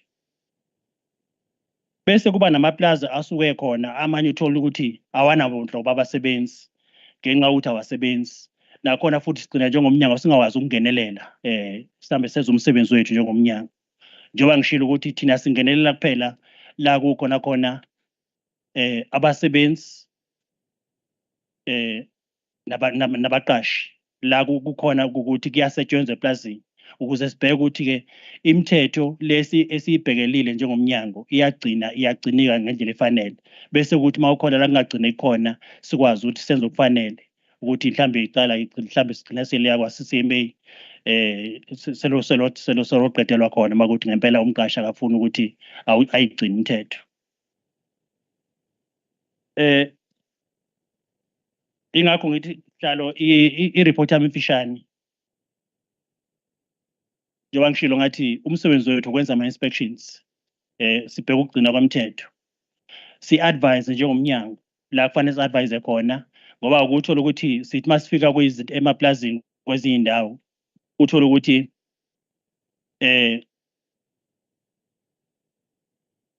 mhlambe thina akukho esingakwenza kodwa abasebenzi siyabaluleka ukuthi nanku umnyaka eningawuthinta kulezi inkinga enibhekene nazo kungabe mhlambe u-SAPS kungaba rural development noma kuya ukuthi inkinga mhlambe sithi masifika emaplazini iziphi inkinga suke mhlambe siyithola ukuthi zikhona kodwa lezo ebhekene nama-Basic Conditions of Employment Act ne-Occupational Health and Safety Act siyangenelela kuzona sikwazi ukuthi sisebenze sikwazi ukuthi-ke senze ama-report bese mhlambe senza nama-recommendations ekufanele siwenze njengokomsebenzi wethu.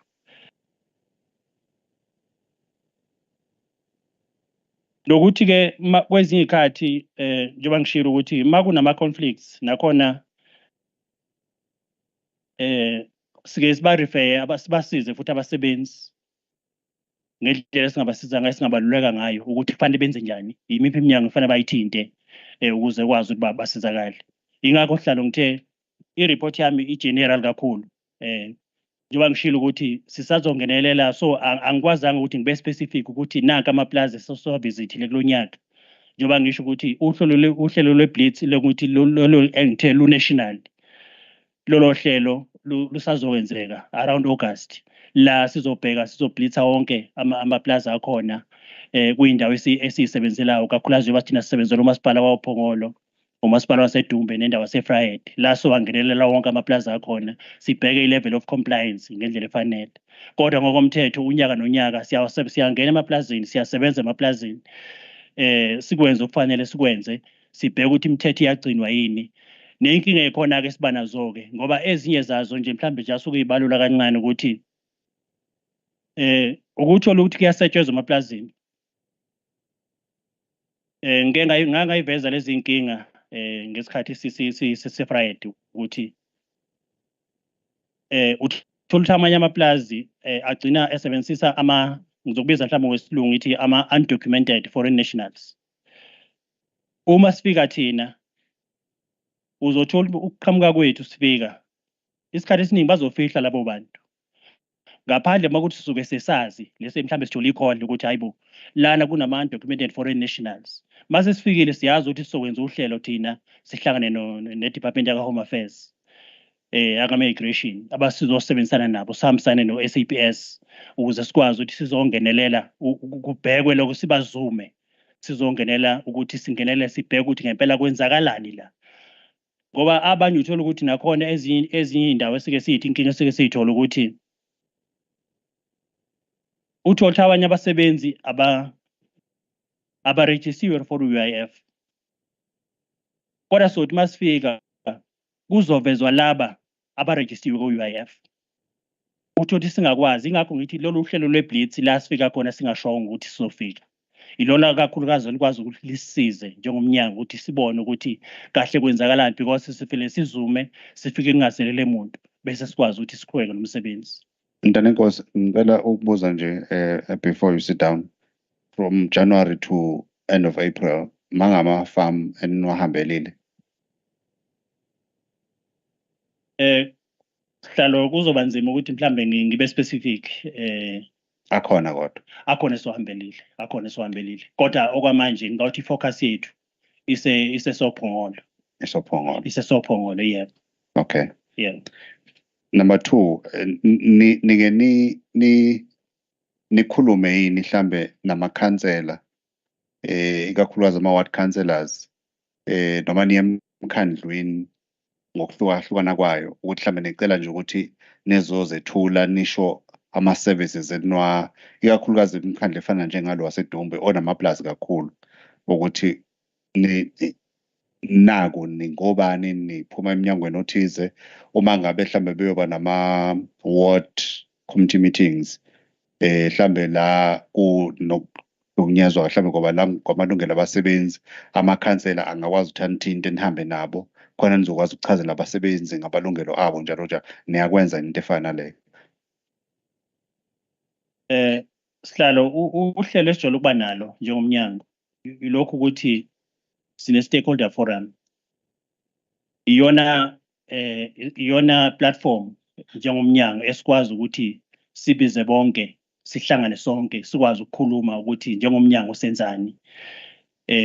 Mhlambe into esingayenza moving forward ukuthi sikwazi ukuthi mhlambe njengala kule ndawo sibe nohlelo esingalwenza ukuthi singenelele kodwa ngokwazi kwami mhlambe ukuthi nangu ubamavuso nawo usaphumile bayazi ukuthi siyasebenzisana kakhulu nabo ngoba nezinkinga ezisuke zikhona bayazi ukuthi suke sikhona nezinkinga abasifanele basibikele zona amakhansela asibikela ukuthi no sicela nivakashele endaweni ukuthi ngicabanga ukuthi umsebenzi wethu usuyaziwa sihlalo kodwa unyaka nonyaka siba naso i-stakeholder forum la sikwazi ukuthi sikhulume sonke sihlanganise amakhanda. Angithi awukho umasipala ongenawo umkhandlu wamakhosi? Awukho esusebenzayo. Ikhona imizamo esenike nayenza ukuthi nibavakashele nje nibeke indlela bahlangana nini nifike nizozethula nje ukuthi ithini osibanibani sisebenza eminyangweni wakasibanibani siyazi ukuthi indawo enizengamele ezinye zazo zinamaplazi and uma ngabe ukuthi kunokuhlukumezeka kwamalungelo abantu nazi inombolo sitholakala khona. Aniboni ukuthi mhlambe ngawumqondo omuhle ukwenza lokho? Nohlalo ngiyathokoza umbono njengalo ngawuthi ngawumbono ongasiza kakhulu sihlalo ngicela nje ukuthatha mhlambe ngizokunota down njengomnyango sibone ukuthi singakwenza kanjani lokho endaweni zonke esisebenzayo. Okay. Yeah. Okay. Ngiyaxolisa cha ngicabanga ukuthi busu nakho kuyi-summarize kodwa ngiyafisa nje uku-add 1 or 2 things. Asishintshe approach yabo le ukuthi siyababiza ayizwakali kahle. Wabiza bonke abakhele nganawo thina we are the 7s of the people. Ngoba manje sesingasuke mesifuna ukudila nayo ngempela. Abantu bakithi bahlukumezekile emaplazini. kunjalo. Mhlambe singagcini kodwa kuleyo level angazi bangake sibakuhlukumezayo nathi sithi basize emakhaya. How do we contribute kulokhu kuhlukumezeka kwabantu? Issues of minimum wage azenzeki. So mina akuzwakali kahle kuthiwe usevisa ama locals angaka kodwa bese sithi uphongolo. Mhlambe bese ngayo uphongolo ngaba isinye story. Mhlambe ngaba idumbe eseviswayo mase sinophongolo. Fanele ngabe sithi amakhosi esizwe amakhansela siyazana siyayisebenza. Let us improve, let us reach out for the sake of our people. Kuyiqiniso ukuthi edumbe ezinye zeindawo uyabona ukuthi indawo enakho ukukhahlamezeka in all aspects including ke ayikadluli kakhulu leyanto. So uma uLabor ukude kusho ukuthi abanye abantu lento ekuthiwa inkululeko basathi mhlazane safika kuyona. But ke sinabantu abanjengani we really appeal ukuthi singajabula kunama IDP rep forums. Where is your department in those IDP rep forums ahlalayo emikhandlwini ngoba phela ama stakeholders ahlukene. Singavuma ukuthi mhlambe kubukhona kuya per ward kusukuma sakhe wakhona. Kodwa akhona ama structures that are there ukulekelela. Uma sihlala siplena ndawonye surely khona into esingaphuma nayo. Ngiyabonga Sihlalo. No, ngiyacabanga nje ukuthi ama-advices nanokuthi-ke kunama war rooms la. Emawodini amaningi. Nenze njani ukuthi nihlale kulawo ma-war rooms operations okumasakhe. Khona umfowethu la uthi uphuma kwa-OSS kade ehleli ngapha ngazi usehleli ngakuphi. Usehambile. Ulambile, okay.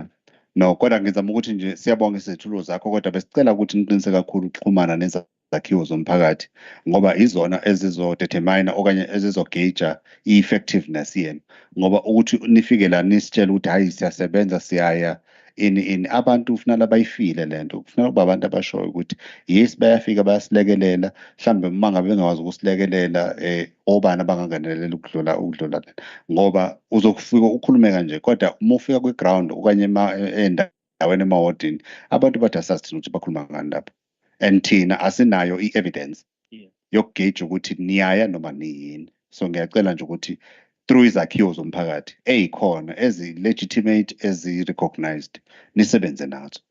Okay. Ngiyabonga Sihlalo. Thank you very much. Ngoba nakhona mhlawumbe ngagcizelela nje Sihlalo ukuthi siyaparticipate kuma war rooms. Yeah.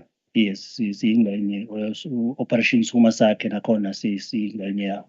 Okay. Yeah. No, siyabonga kakhulu. Thank you. Besicela amaphoyisa ke azo-update ngalo daba lakaKatlehwa ngithi lo walunyuswa ngezinje. Angithi. Okay. Usungakhuluma Yebo ngibingelele uSihlalo ngibingelele amakhosi nabo bonke abakhona. Ukapteni uSibiya lo osuka kwi-SAPS eDumbe. Ongabeke ula umcoliselo panel uKhumalo ZP Khumalo ongena umphathi stage kodwa kube nesimo kufuneka aphuthume kuso uyabhala namhlanje. Ingakho ke bese ngicela ukuthi ngibe khona. Futhi usabheka i-promotion. Ngazathi impela. Oh. Yeah. Kulolu daba likaKatlehwa ngitholile ukuthi kulelo daba bagwetshwa ababeqondene nalolo daba likaKatlehwa ukushayeka kaKatlehwa.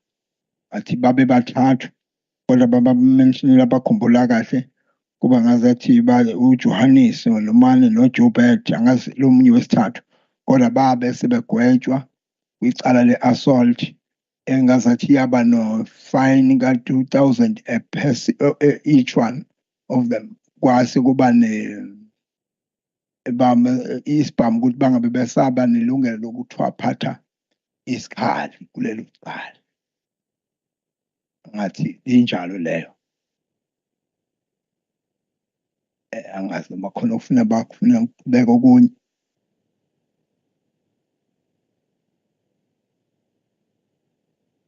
ikwakuyi assault iyaba assault GBH. Yebo. Umphenyi walo ngathi beku Sergeant Shangazi.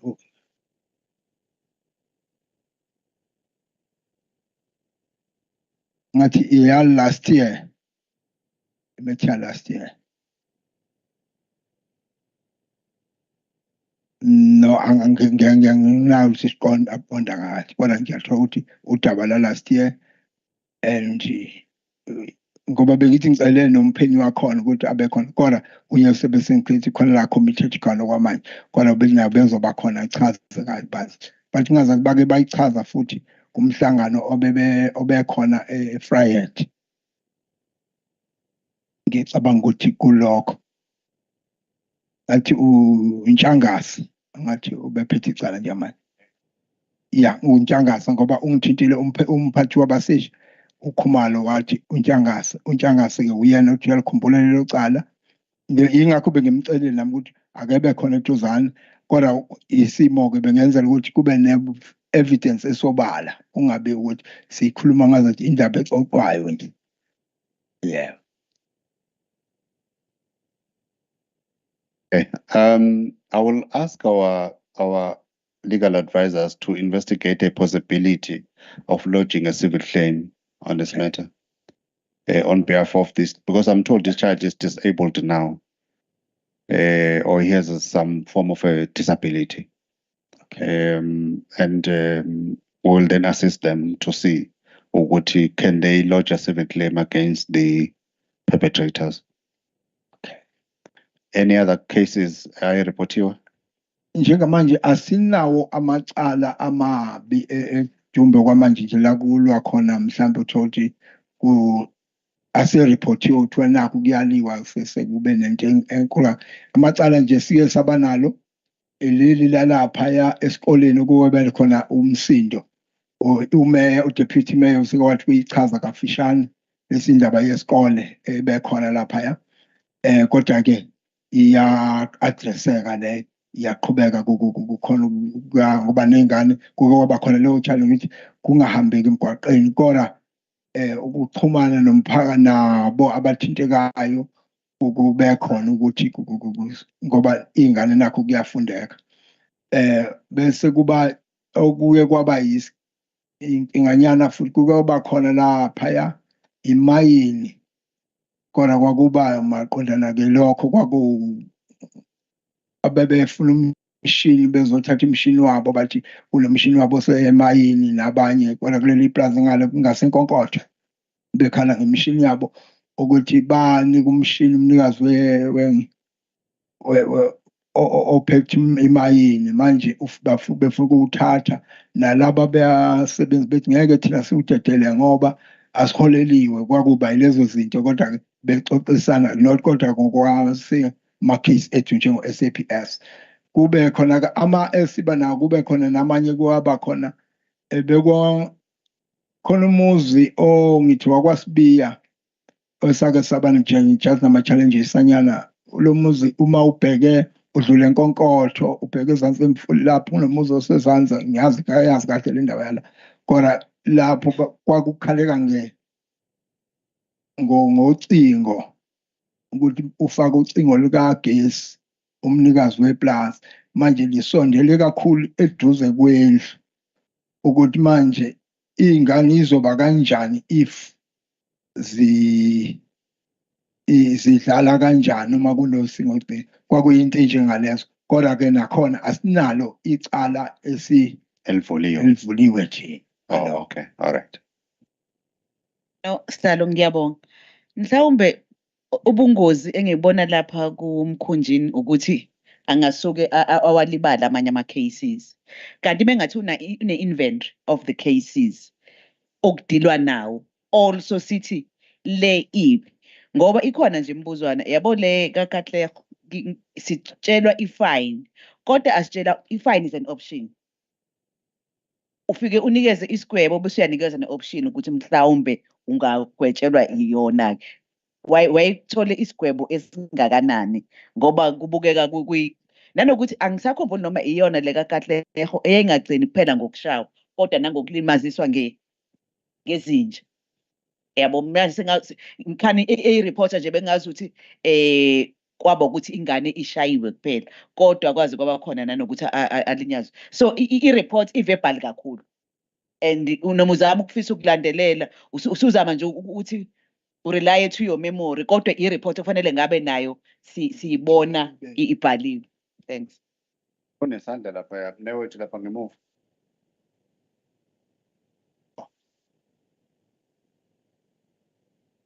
Mhlambe sihlala sibingelele makhosi asendlunkulu nabasephalamende ama-officials ukhansela khona amabili nawo wonke umuntu okhona endlini.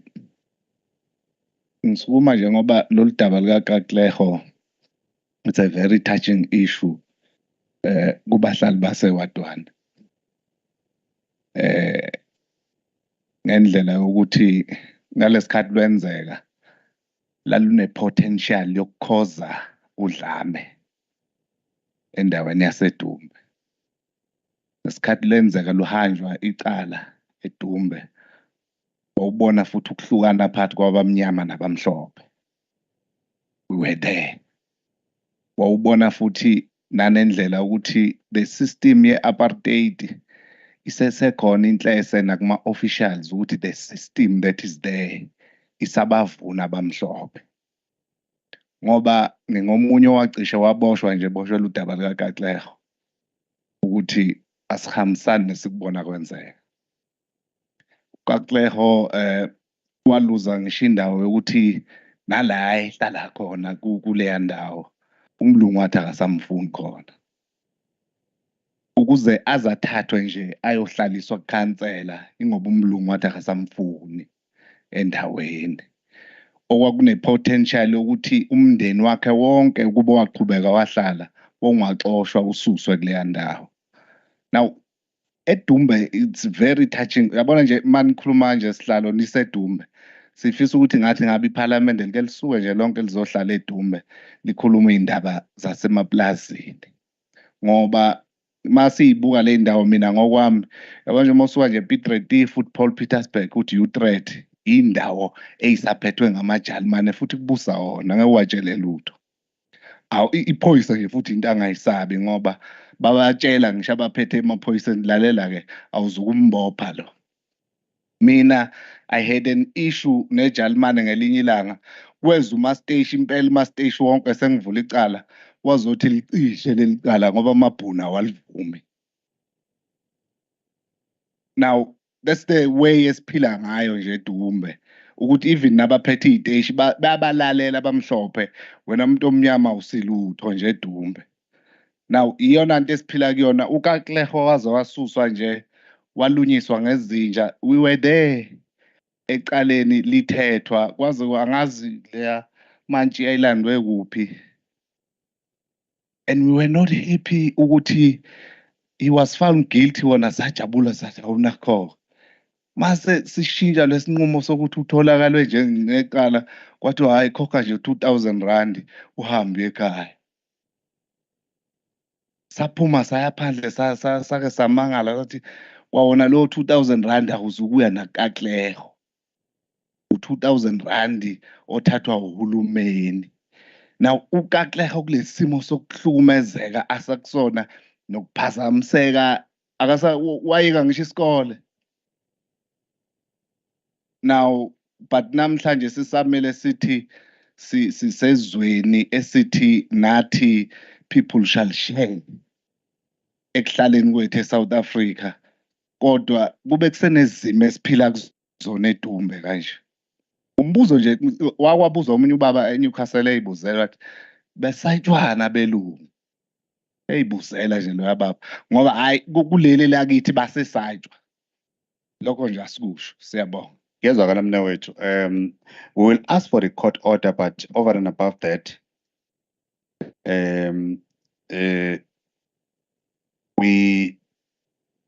our team is going to assist the victim to lodge a civil claim on this matter.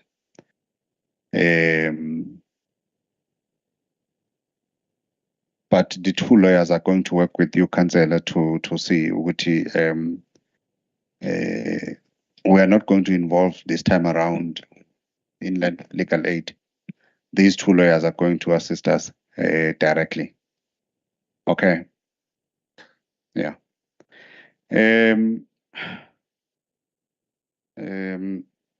The Farmers Association,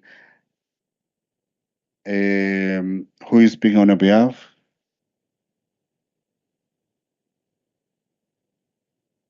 Thank you, Chair, for the opportunity today. Ngiyambingelela amakhosi nabonke bakhona. I really like to thank for the opportunity today that you have invited us. I think it's one of the first times, many years, that we have been invited to a forum like this, where we can maybe discuss matters. It was a little bit short notice, and we didn't really knew what we had to prepare or not to prepare, so we came just to listen. I just wanted to maybe note that the 3.1 option there, DARLAD, I think it must be DALRRD. I think that is vice versa, that Department of Agriculture and Land Reform.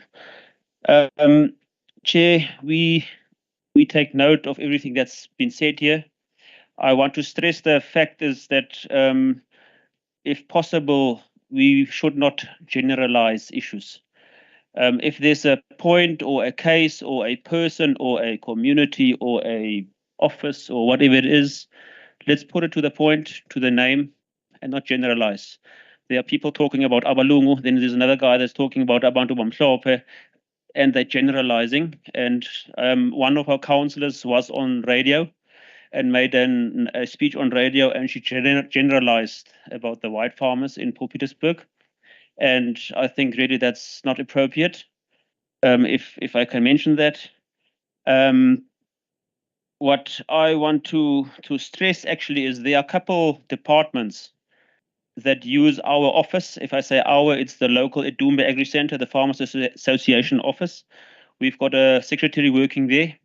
We've got a system, we've got a databases, we've got everybody on board there. Some departments use our system, which is open. Obviously, it's according to the POPIA Act, it's not legal to open up information. But I mean, we can. I've got 100 people under me that are joined under my my office, which I'm the chairperson of. So I'm inviting every department to come to us. We are open every day. You've got my number, you've got my email. You can come and discuss matters, specific matters. We can help, we can liaise, we can connect. We've got systems as well. So I'm inviting everybody to come to us. We've worked very well in the past with, I think it's Brigadier Zungu now. He was a colonel last time. With Captain Spear and Colonel Kumalo, we've got, I think, a very good relationship. So if there are any cases, they can come to us and we can assist. We are not aware of them. I know of the Mana case and one here and one there, but in general, I think there's quite an open relationship with SAPS, which I'm very grateful of. I think if we as a Farmers Association committee must raise our single issues as has been done here, we can sit for quite a long time. We also have got many issues, and often we don't know where to raise them. Because if you take it to a councillor, there's nothing happened. We're taking it to the Amakosi, we've not got no response. If you take it to the municipality, it sort of is not more important because it's Abalungu, no, I don't know what it is. It seems as if our complaints aren't being heard and we don't know where to raise them. And I don't think it's this forum to do it. I don't think so. Another problem that we as farmers actually have, or farm owners, is our farms are being targeted as housing projects. And I really do not think that housing projects is the place for commercial farms to, what's the right word, to be done or to be run the developments. Yeah, we talked about potholes. As we speak now, from Monday, we as private are busy repairing the R33 road from Vryheid to EDUMBE. We're doing it with our own money, fixing potholes, because the government just seems not to be listening. The P303 road that's going to Bazangoma, Ward 1, there's our councillor, is being stopped by the same person that closes the school down at Bazangoma, Mr. Lushaba. It's the same person that stopped the whole road that's being tarred. The mayor phoned me and he said it's one of my farmers, my white farmers, that is stopping the school and closing stuff there. And I just told him it's not one of my farmers. He's not joined in my farmers association. It's one of, if he may direct numbers, his farmers, because he's not joined under the farmers association. He closes the whole tar road. He stops a government project, one person. So yeah, we've got issues. We've got places. I'm very grateful for the opportunity.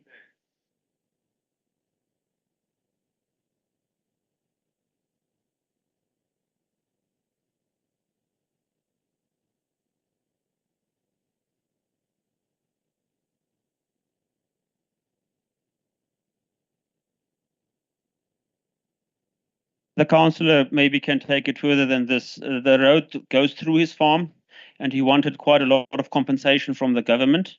There was a bridge that was being built over where the river was, and then he halted the project for 3 or 4 times. And every time it's being halted, you have to pay penalties, and those penalties have eaten up the whole budget of building the road. And suddenly now the project has been stopped because the budget is finished, depleted. Chair, from our side, just maybe. So you have your own little mini court to decide. There she is. That Lushaba. Yeah, obviously. Is he here? No, he's not here. No. Oh. He stays in Piet Retief. He's got a farm this side.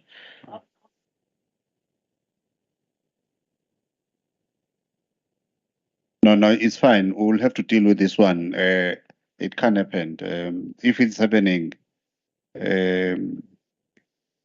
should we insist was the issue? So bona what? So that school that the Deputy Mayor talked about, I mean, our parents and grandparents built that school for the community, and it was handed over to the government, leased obviously on private land. And we also feel very strongly about it because all our farm dwellers' kids are going there, and now he just stopped the school, and unfortunately, education department did nothing about that. It's quite a serious matter that he bought this farm. He bought it. Yeah, he bought it. It belongs to him. The farm belongs to him, yes. Yeah. Is the black person? Yes. Yes. No, you can't be a Lushaba and be something else.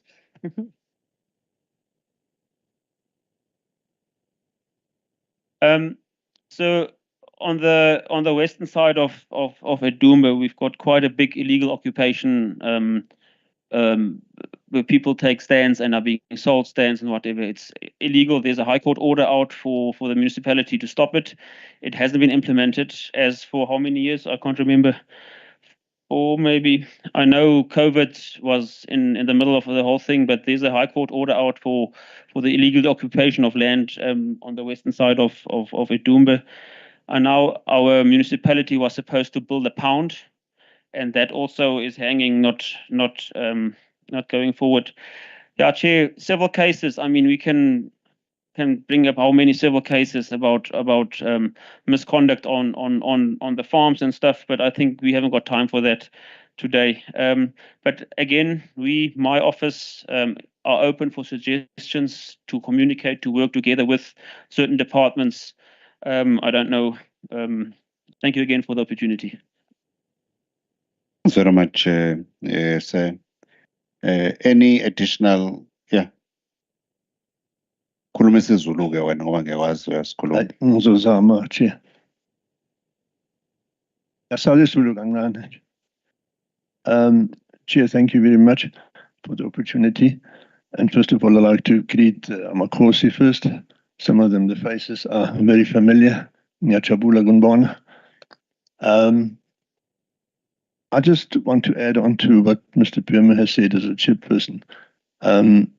also as a member of the community and ex-councillor and whatever. And I had a lot of exposure. I live in this area for all my life. And I just want to assure the meeting and the department that what Mr. Spear has said here, sorry, Mr. Spear, that I mentioned your name, but you have made quite a few accusations about the Germans and all that. We, as the community here, should work together, black and white. And if there are issues that have popped out as negatives, they have been addressed through various departments. But let's not talk about individual issues. I think the farmers are finding it very. I'm not a farmer myself, but I'm a spokesperson for the committee. We find it difficult to talk to the correct departments. As far as I'm concerned, you know, the ward committee in a ward is the official political structure where issues would be addressed, together with the SAPS and Department of Labour and whoever they are. But I'd like to note to the meeting that the ward committee in Ward 1 doesn't have one representative of the farmers on that committee. There is a huge gap between the farming community and the political structures, which I find is a pity, because we can work together. The farmers in this area are employing in excess of nearly 6,000 people. And they are, like we heard, being monitored on a regular basis by the Department of Labour.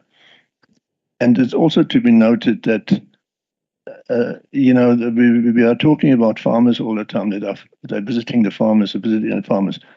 We have evidence, and we have noted that a lot of other businesses can basically do what they want. They contradicting the law, and they not abiding the law, but nothing is happening about that. The feeling amongst the farmers is really that they are being victimized. But let's leave that there. Unfortunately, I mentioned these things here because we don't have any other forum to actually mention these things. But I really want to say just one thing, is whoever is here and to the department, is that this EDUMBE Agri Center, which is a farmers association, is not entirely a white organization. It's open for anybody. Mr. Lushaba, that is in question here, or has been mentioned, he was a member of the farmers association. Till he didn't pay his membership, so he actually decided himself that he doesn't want to be part of it anymore. But this organization is there for the whole of the community, the whole 195,000 hectares of land in EDUMBE. So I don't know how to stress it more, to say, guys, asibambisane, please, there is no other way. Our forefathers have come here 150 years ago. Bafike lapha, there was a lot of conflict, and I think the relationships are good. There will always be stress amongst people. At home, between you and your wife, there's stress, but you fix it again. It's inevitable that there shouldn't be any conflict. When you work with people, black or white, Indian, whatever, there will be conflict, but it's the way we handle it.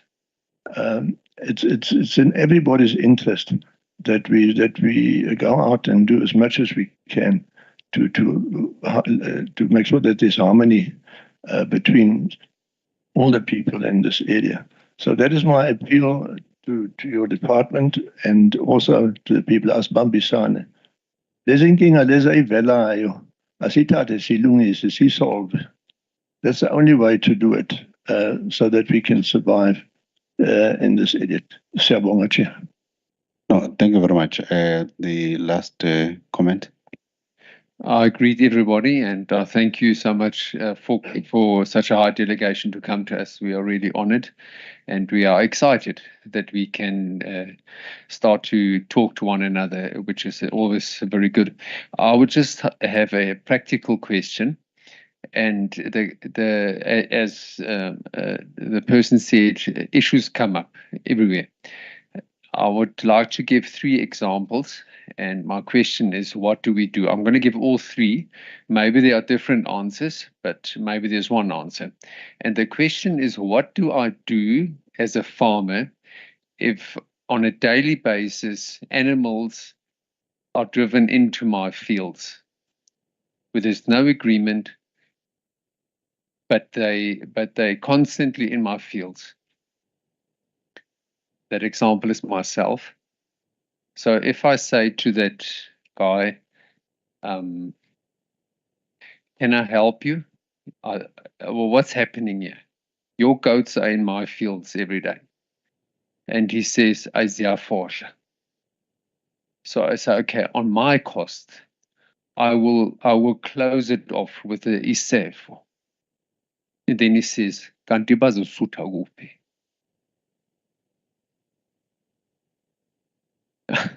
So he's answering his own question. He is deliberately chasing them into my fields. Okay, that's one question. What do I do as a farmer? We had some fires burning there, old issues. Before we get to a fire, how can we solve this? Must I run to the police? Must I do that? That's my one question. The other one, what happens if there's development on the farm and, for example, the road needs to be changed for whatever reason, or a soccer field needs to be moved? What's the procedure there so we don't have a fire? And my last question is, what if there's an old homestead and all of a sudden somebody says, no, but umkhulu wami uhlala lapha, wara wara wara, sengizoyakha lapha? Those 3 examples. Thank you.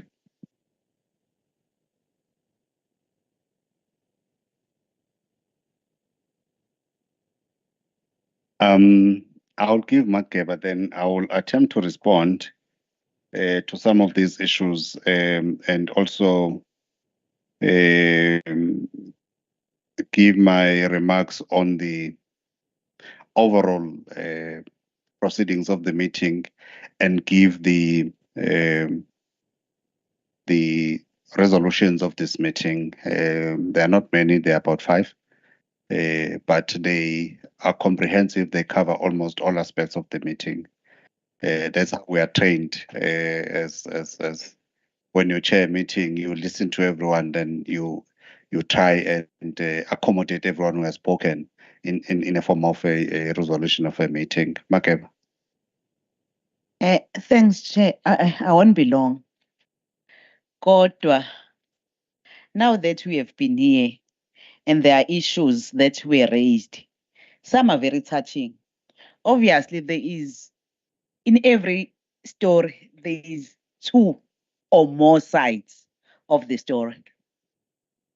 Kodwa, it's really touching. We saw it on media, into kaKatlego. Ngiyafisa ukuvumelana with the gentleman who said issue of race was there. Those who are sympathetic to a young boy and those who were saying noma ngabe kunjani. Thina we are exposed, we are no longer young, we are exposed kulezi zinto zokutritheka kabi. Yabona? Omunye ubaba in another meeting once said, another form of corruption the government of the day is doing is the issue of buying umhlaba wakithi owawuthathwe kithi wrongly, but nothing is being said. I think really we need to, when we are saying let us asilungise holistically. Ngoba seyizikhona izinto ey'velayo sihlala, I'll propose few things. Izinto that has to do with human rights. Ayingagcini kuphela thina we are dealing with the issues of land matters. But ikhona izinto that talks to human rights. Can we see the commission? Can we then engage the commission to say, EDUMBE ilokhu ivela, but we cannot make judgment. Kodwa human rights, ake sibone ukuthi ngempela chapter 2 of the constitution of this country uyalandeleka yini eDumbe. That is the proposal engifisa ukuyibeka endlini. Kodwa before speaking even kwi-commission ngiyafisa nje sibe nakho ukuthi sonke masiphuma la sithi sidingana kangakanani. Ngoba kwenye inkathi ngiye ngibone engathi I can do ngaphandle kukaNangu umfowethu. Kanti kuyiqiniso ukuthi for me to be a complete person I need another person. We do need the farm workers, but the farm workers as well abadinga umsebenzi lo esiphila ngawo. Kodwa enye into kodwa siwubuke nombuzo othi okwami ke kuhlale kuphi. It might be a very unpopular statement, kodwa iqiniso ukuthi ke uma sithi this is the best constitution, because sisho njalo sonke, siqinisekisa kanjani ukuthi iyenzeka this particular constitution? Siyisho mengabe izothi silingana kwini? Uma sithi uBill of Rights asingakhulumi siubhekisele kodwa sikhuluma ngokuthi wonke umuntu unalo ilungelo. Mina bengitshela ukuthi mhlawumbe ngingasizwa nje statement isihlalo esithi impela into eyenzeka kuKatlego yayibhlungu. Yayibhlungu nje uyibuka kwi-media ukuthi but ngoba lengane incane ngempela ibise ngathiwa this person was posing threats to umuntu. Ngize ngiyidedele impela inje bopho ubuntu because thina as Africans angithi South Africa sithi siyasubscribe kakhulu entweni yobuntu. Babungekho honestly that was ubulwane at its best. Not taking sides kodwa kokubhlungu. I'm a parent. I can imagine if kwenzeka enganeni yami, but everyone la endlini akathi if into eyenzeka kuKatlego yayenzeka enganeni yakhe ngabe uthini? So ilokho mina sihlale bengikuthi while isila zikhona ngempela izinto some other department and some other institutions kodwa nama departments akhona angikho happy ngento yokuthi khona izinto obonayo ukuthi umama ukhuluma ngokuthi babenikezwe umhlaba ongaka wafika omunye. Those are verbal agreements. But nathi sifuna ungena kuona at this time and age esithi khona ama-verbal agreements ayakwazi ukushintshwa but our bind everyone ozobe elandela. Sikhuluma ngomhlaba la engizobe nami ngifaka izinto engifisa ukuyishiyela my generations to come. So bese kushintsha that verbal agreement kwenzakalani? So those are the things okufanele sithi we really touch on. Kodwa ke na khona into evelile sihlalo ethi kubuye ngathi kutargetwa ama-farmers kuphela. Ngeke phela sizokhuluma ngo-retail la ngoba asidili naleyo sector.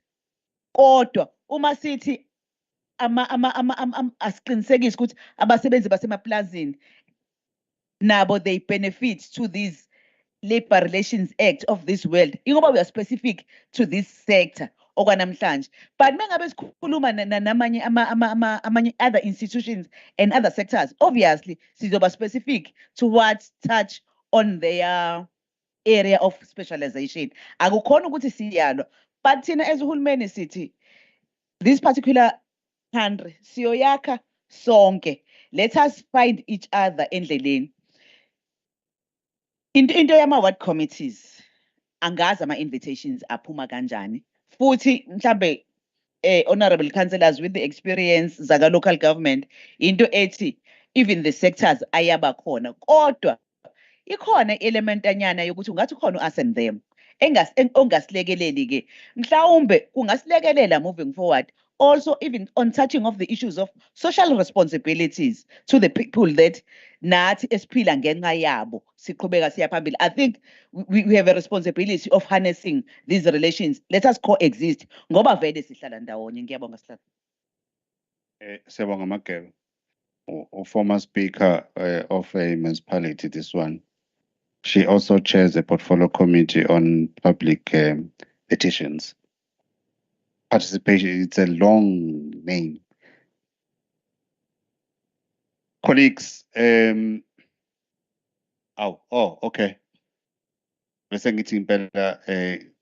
Yeah.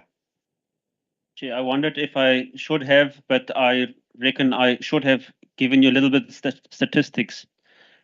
I, as a chairman, represent 90 farmers. It's excluding NCT, CTC, Mondi, SAPI, SAFCO, or any government organization. I'm representing the more normal farmers. On my 90 farmers that I'm representing, there are just under 1,000 households on those farms. 1,000, just under 1,000. Of those people staying on our farms, that we have, this data is 2 years old. They've got 5,900 head of cattle on our farms. 5,900 head of cattle on our farms. They've got, as I said, 2 years back, 296 sheep. There were 1,600 goats. The hectares of the lands that are being, where they plant maize and fields, that unfortunately I haven't drawn out of the system today. We are employing 5,640 workers, which the department checks almost every year. We are paying 24 million rands every month on wages. We supply, most of them, we supply with firewood, with water, with transport, with burial opportunities. We have occurred a loss of what do you call this, Mr. Crime per year of almost 8 million rand. Crime every year. That is reported mostly to the SAPS, and most of them, I won't say any, all of them aren't being solved. That, in broad terms, is what we are doing for, as you said, together staying in EDUMBE. Again, I must highlight this. This is mostly on the western side of EDUMBE, where mostly the white farmers are, and where the whole economic hub is mostly in agriculture, is that side. And it excludes all the big companies, the Mondis and the CTCs and the NCTs. This is private land. So if, as you can see, it's quite a very, very, very big economical injection into the community, and a working, a work opportunity. And that's why a person who closes a road, a tar road being built into that direction, is such a sore point for us. It's one person closing a road where all the economic activities happen. Just in short, a summary of what we are doing. Thank you. No, thanks very much. Unfortunately, these are statistics that just belongs to you. I don't think probably local government here has these statistics, because you guys lack this common ground where you meet and say, here are the challenges of us as a farming community. Here are the challenges of the general members of the public. Where do we converge? I think let us work towards a point of convergence where we discuss problems. Building a country probably is it's the only country we have. We have never built any other country. And we must not pay a lip service in this exercise. Building a country, it's difficult, and it's proving more difficult by the day. But it calls on men and women of substance to say, we are not going to focus on our differences as much as they exist. But what is our common objective? What are the values that defines us as South Africans, as people, irrespective of our color, irrespective of our creed, our religious convictions, and so on, as a people? At the end, a people of Christ. Because you may differ about everything else, but there is one thing we all believe, that we are all belonging to a living Christ. If there is that point of convergence, we can then work our way down to every difficulty that we have and find a common ground. I can tell you, that is why on my opening remarks I said, you may be so wealthy, When you die, you don't know where your soul will rest. We always wish may it rest in peace. A millionaire's soul is equal to a street child soul when that child dies. We all go to God, naked as we were. But we have to find it in our hearts to say, what is this thing? This color, what is it going to do for us? For generations to come. It's not going to do anything. But it will exacerbate poverty for the previously disadvantaged, for the black in majority. It is also going to exacerbate this hatred that they will then throw into the direction of those who have something. And our goal must be we want to strive. I can tell you economically, it's very difficult to say we must be equal. It can't. But at a human level, at a level of mutual respect, we can meet somewhere. Because I believe we are all children of God. No one can stand here and say God is black or God is white. Holy Spirit is colorless. This is the only country we have. No one is going to drive you to the banks of the river because you are South Africans. We are children of the same country. I like your attitude when you say, let us work on our problems. Our problems must not define us. We must not be defined by problems. And I want to repeat this. You may differ about the system of politics or of governance and everything, but we must never, ever be different. When I meet a white man with a blown out tire out there, I must stop and assist you. I must not stop with a purpose of robbing you. Equally, when you see a black person in a crisis, you must not feel fear that probably it's a trap when you stop to help. You help simply because your heart of heart says, I'm doing it because there is another human being in trouble. EDUMBE can be a platform for the country to understand how to go about normalizing race relations in this country.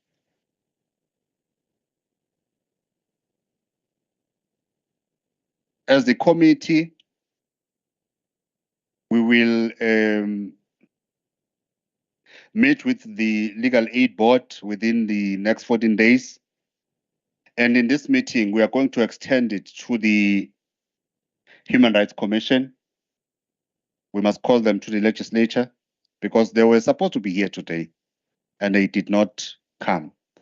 And through their national office this time around, we will then subpoena them to the office, to the legislature if they don't honor the meeting. But again, the Human Rights Commission,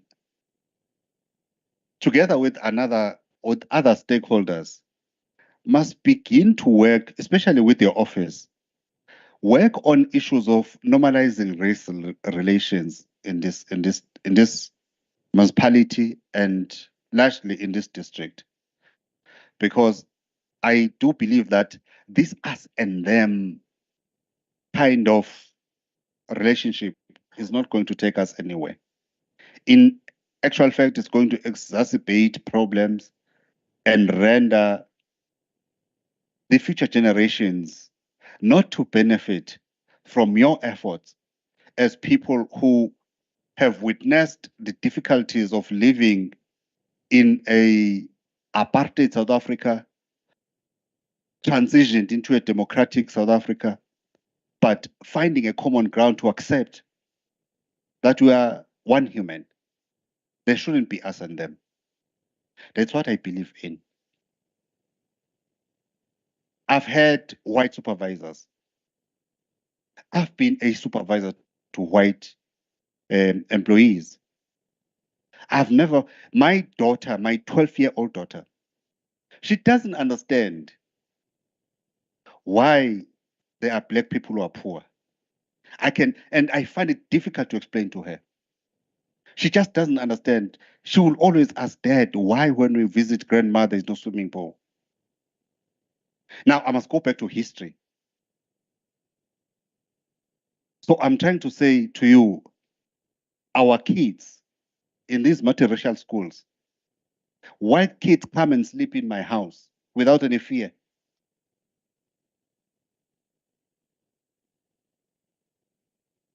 Indian kids come and sleep in my house without any fear. I don't fear my white neighbors. I would leave my gates keys with them if there's going to be people working in my house when I'm not there. So I am saying we can start somewhere. We can start somewhere.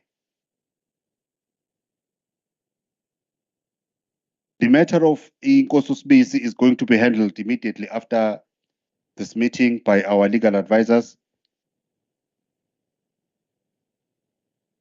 The issue of farms being targeted for housing projects, there are councillors here. I would wish that this matter be taken further, especially with the organization, because the farm dwellers who resides in your farms right now, they tend to somehow not benefit from housing projects that are taking place throughout the country. Because when there are RDP houses being built, one of the requirements is that an RDP house will be built where you reside. But that does not, and the government does not build an RDP house where there is no assurance that tomorrow this person is not going to be evicted.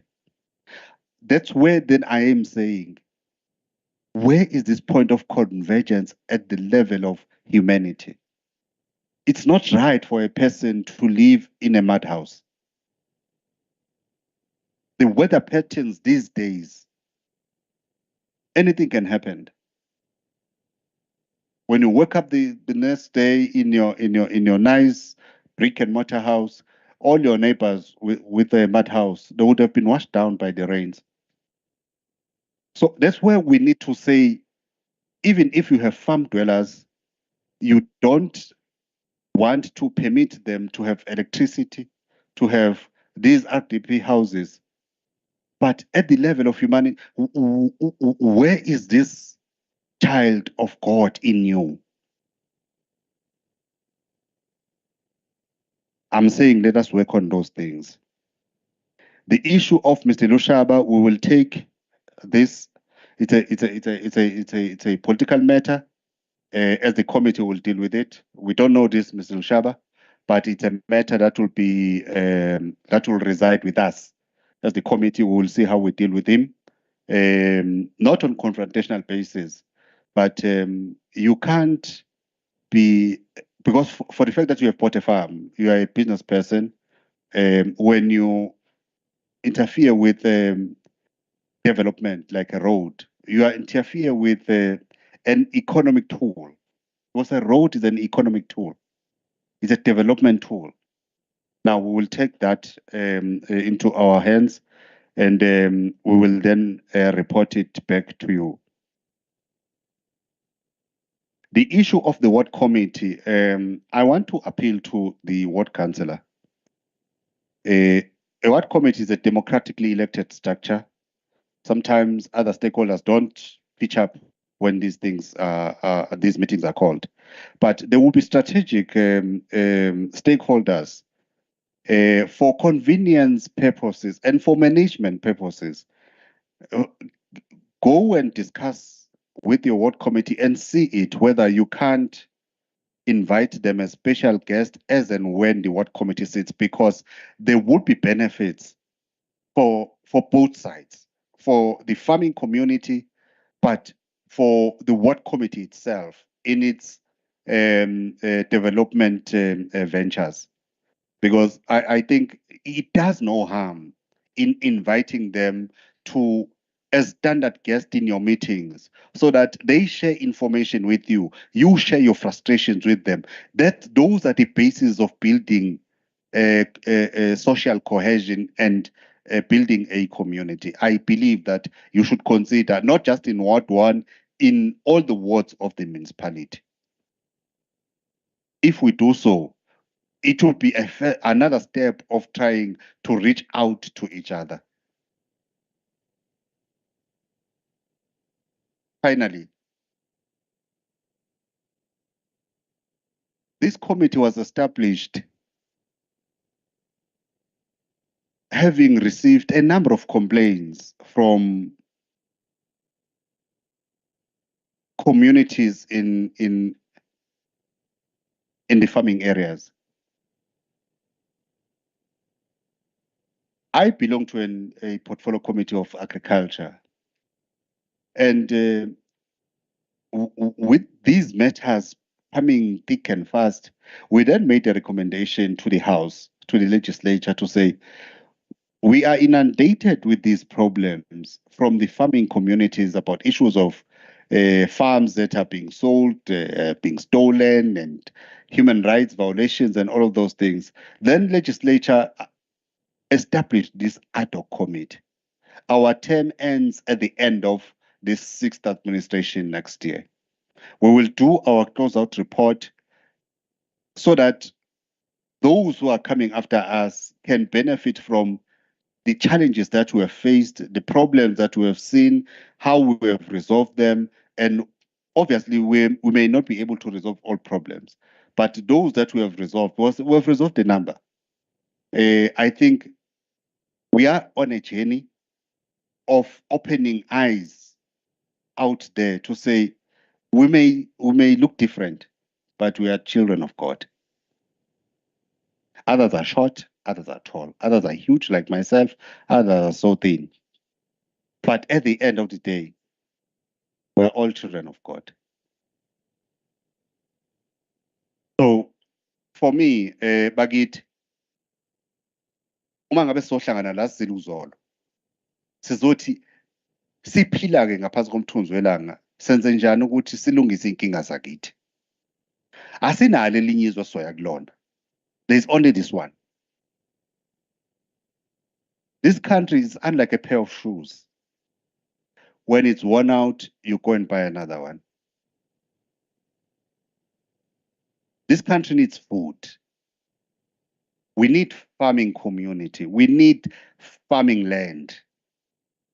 Not every land available out there is for houses. Those who have cattle, they need grazing places. We need to plant trees. We need to plant everything that is part of a human being. We need flowing rivers that are going to enrich our plants and so on. Asibeni nago ekuthenini, if singahlalisani nemvelo, we are not going to survive. If singahlalisani sodwa, we are not going to survive.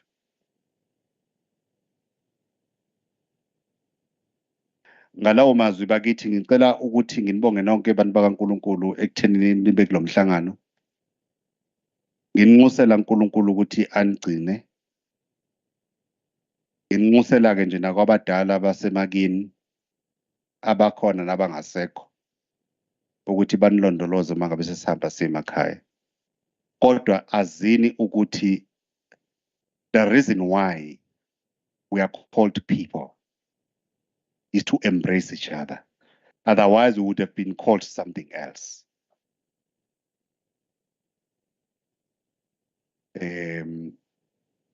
Amakhosi la seyangijaha kodwa kulungileke. Kodwa ngokwami ngeke ngisakuphawula emve ngoba sekukhulume asekuphawule nje amakhosi. I think my message is clear and loud. Ngiyacabanga ukuthi mangabe sicela ukuqeda amakhosi sizokwenza nje isimemezelo ngento ye-lunch la ngaphandle bese siyahamba. Inhloso yami ukuvala lo mhlangano ngo-1 kodwa bengicela ukuthi nje nginike amakhosi athu ukusika nje elijikayo. I'm closing now. Umpopho phambi kwakho.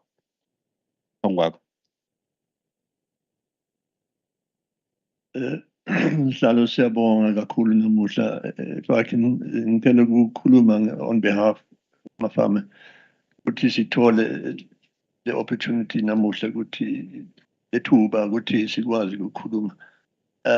Mina ngihlala lapha eDrobhen for 42 years manje. Namuhla it's the first time sihlala kanje. I-challenge yethu iyo le ukuthi ama-structure awekho. Yebo singakhuluma ukuthi why didn't we do this and this? But I want to assure you ukuthi siyazama. We have reached out kuMunicipal nabanye ukuthi please siyazi ukuthi khona ama-councillor nabonke ama-structures akhona. But on top of that, we have people that have knowledge that can make a difference. Lapha eDrobhen kakhulu nasemaplasini ukuthi sikwazi ukubambisana. We reach out to the people that are in control and that have the authority. Call us in and we can help you, that we can get rid of this issue of they and us.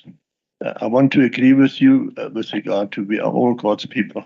And we are, if I say we, I'm specifically referring to also the white farmers. Is we have structures out there where we involved in missionary work and many other things, but they can be much more effective if there's a willingness from both sides. It's got to be from both sides. We have a school, Pongola Valley School, a primary school that has been funded 100% by the farmers privately, and it's a school that's functioning 100% very well. And I wish I could take you there to see you what the farming community is doing for the people in the area. It's a private school that has started from grade R and grade RR, and it's flourishing. Why? Because they're doing it together.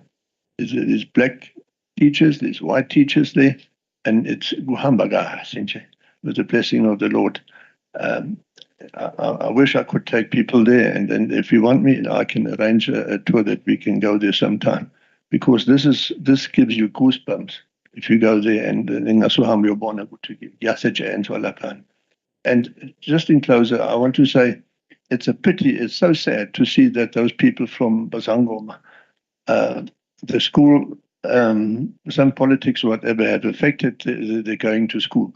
There are children that are not going to school at the moment. I don't know how they're going to write exams at the end of the year, but abafundi, because other people are affecting their lives. So we appeal to you as well, please. This is a matter of urgency. Siyabonga. And thanks for this opportunity once more. Siyabonga. Thank you very much. That was it. Sibonga Sihlalo ithuba unika lona. Lethimba lakho lonke ohambisana nalo. Kuleka amakhosini akhona phakathi kwethu.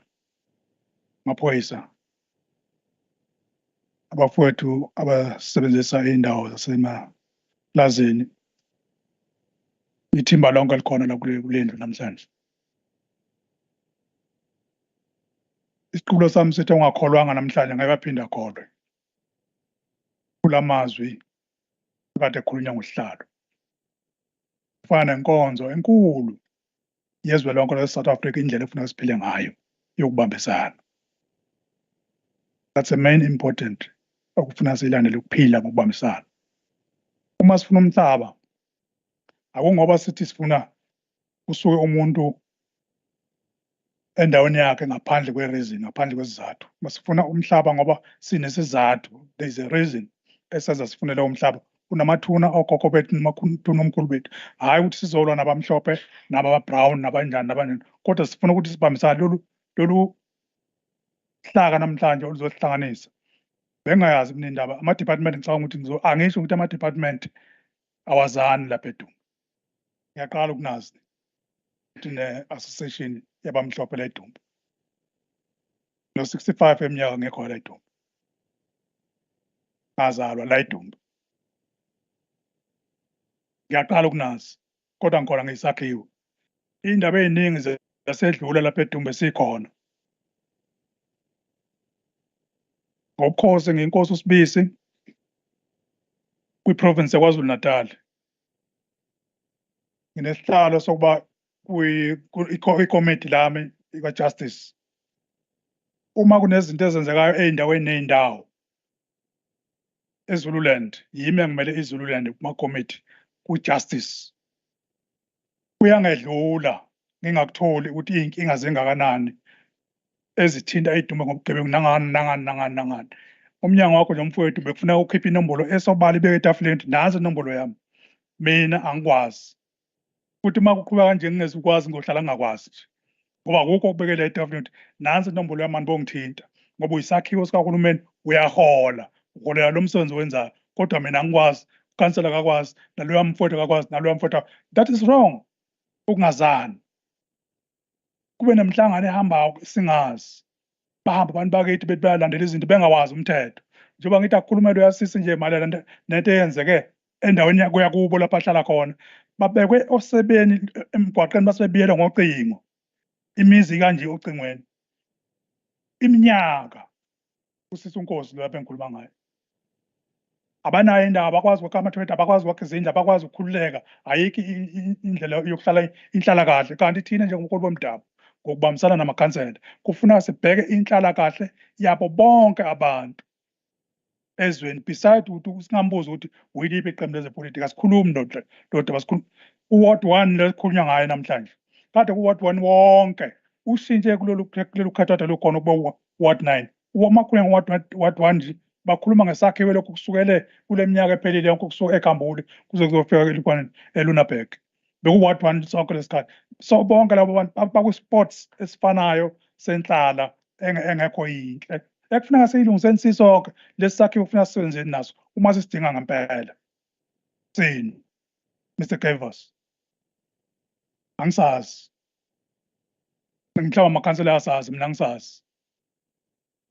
Lezi zinto ezosenza ukuthi sikwazi ukuba netafula sikwazi ukuhlala kahle etafuleni angabikho umuntu iJanman leli ibhunu leli ishangane leli zonke lezi zinto ezikhona lapha eSouth Africa siyazimukela thina ama-Afrika thina zafikela kuthina ngokubaholi bomdabu.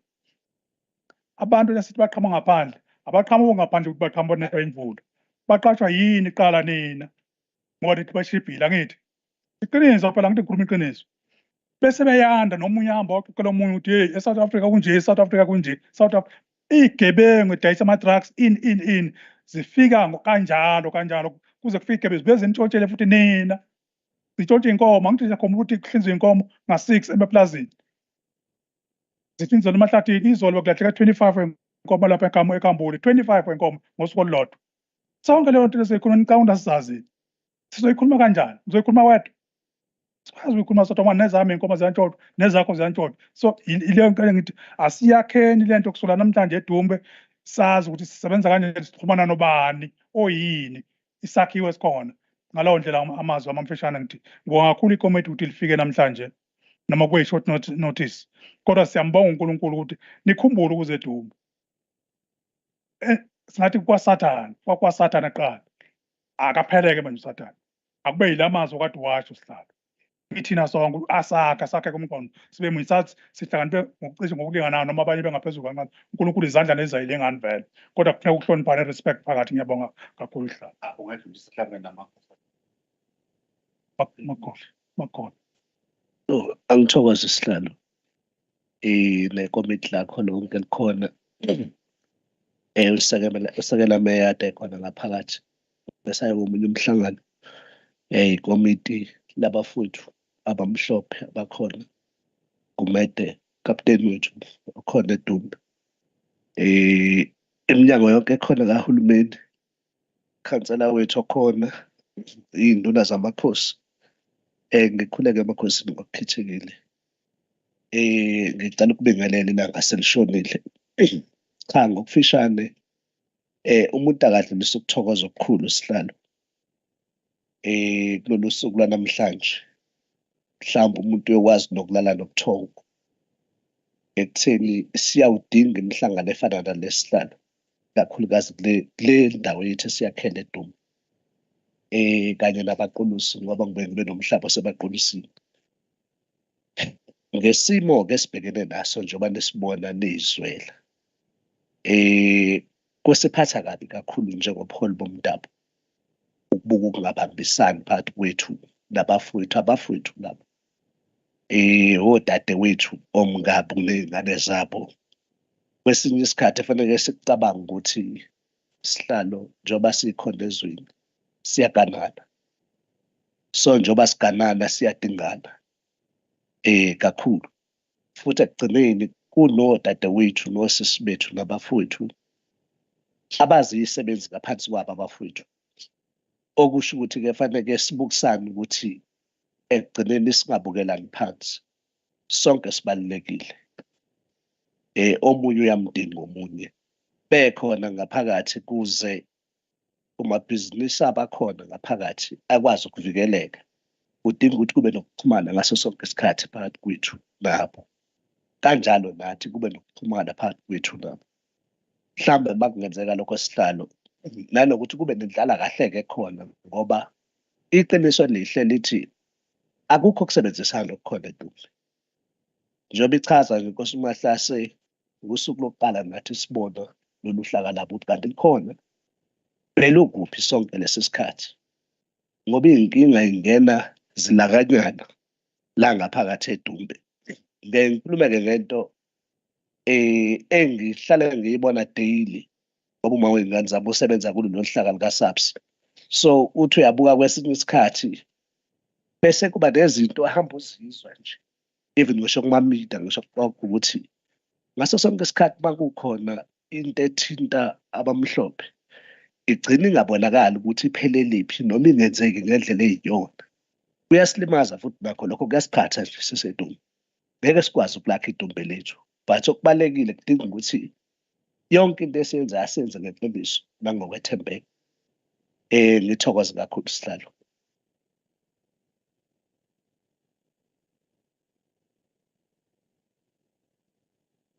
Siyabonga emakhosini asendlonkulu, siyabonga kakhulu.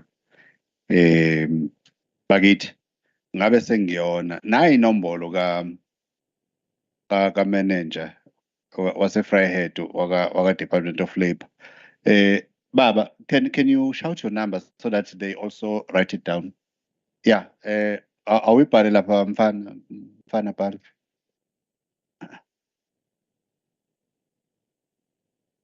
Oh,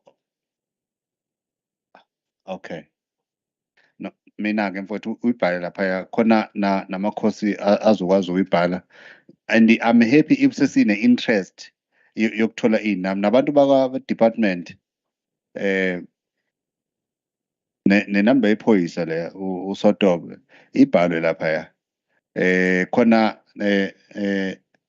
and enye into bengicela-ke ukuthi nesto ama-registers ngikholwa ukuthi wonke umuntu uyisayinile i-register nofike late sicela isayine i-register khona sizowa-circulator. Nesto, are you listening? Ama-register khona sizowa-circulator kuwonke ama-stakeholders akhona.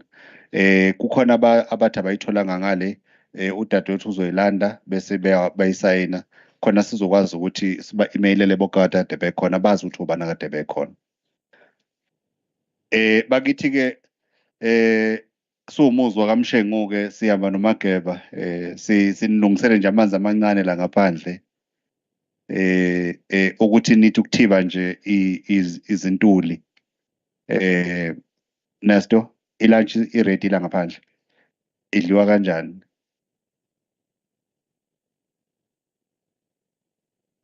Okay, kuthiwa kuyaphakwa-ke la ngaphandle. Bengicela-ke mhlambe amakhosi esizwe athi hulushu noma abo basizayo mhlambe amakhosi bawalekelele ngokuthi aphakeleke bese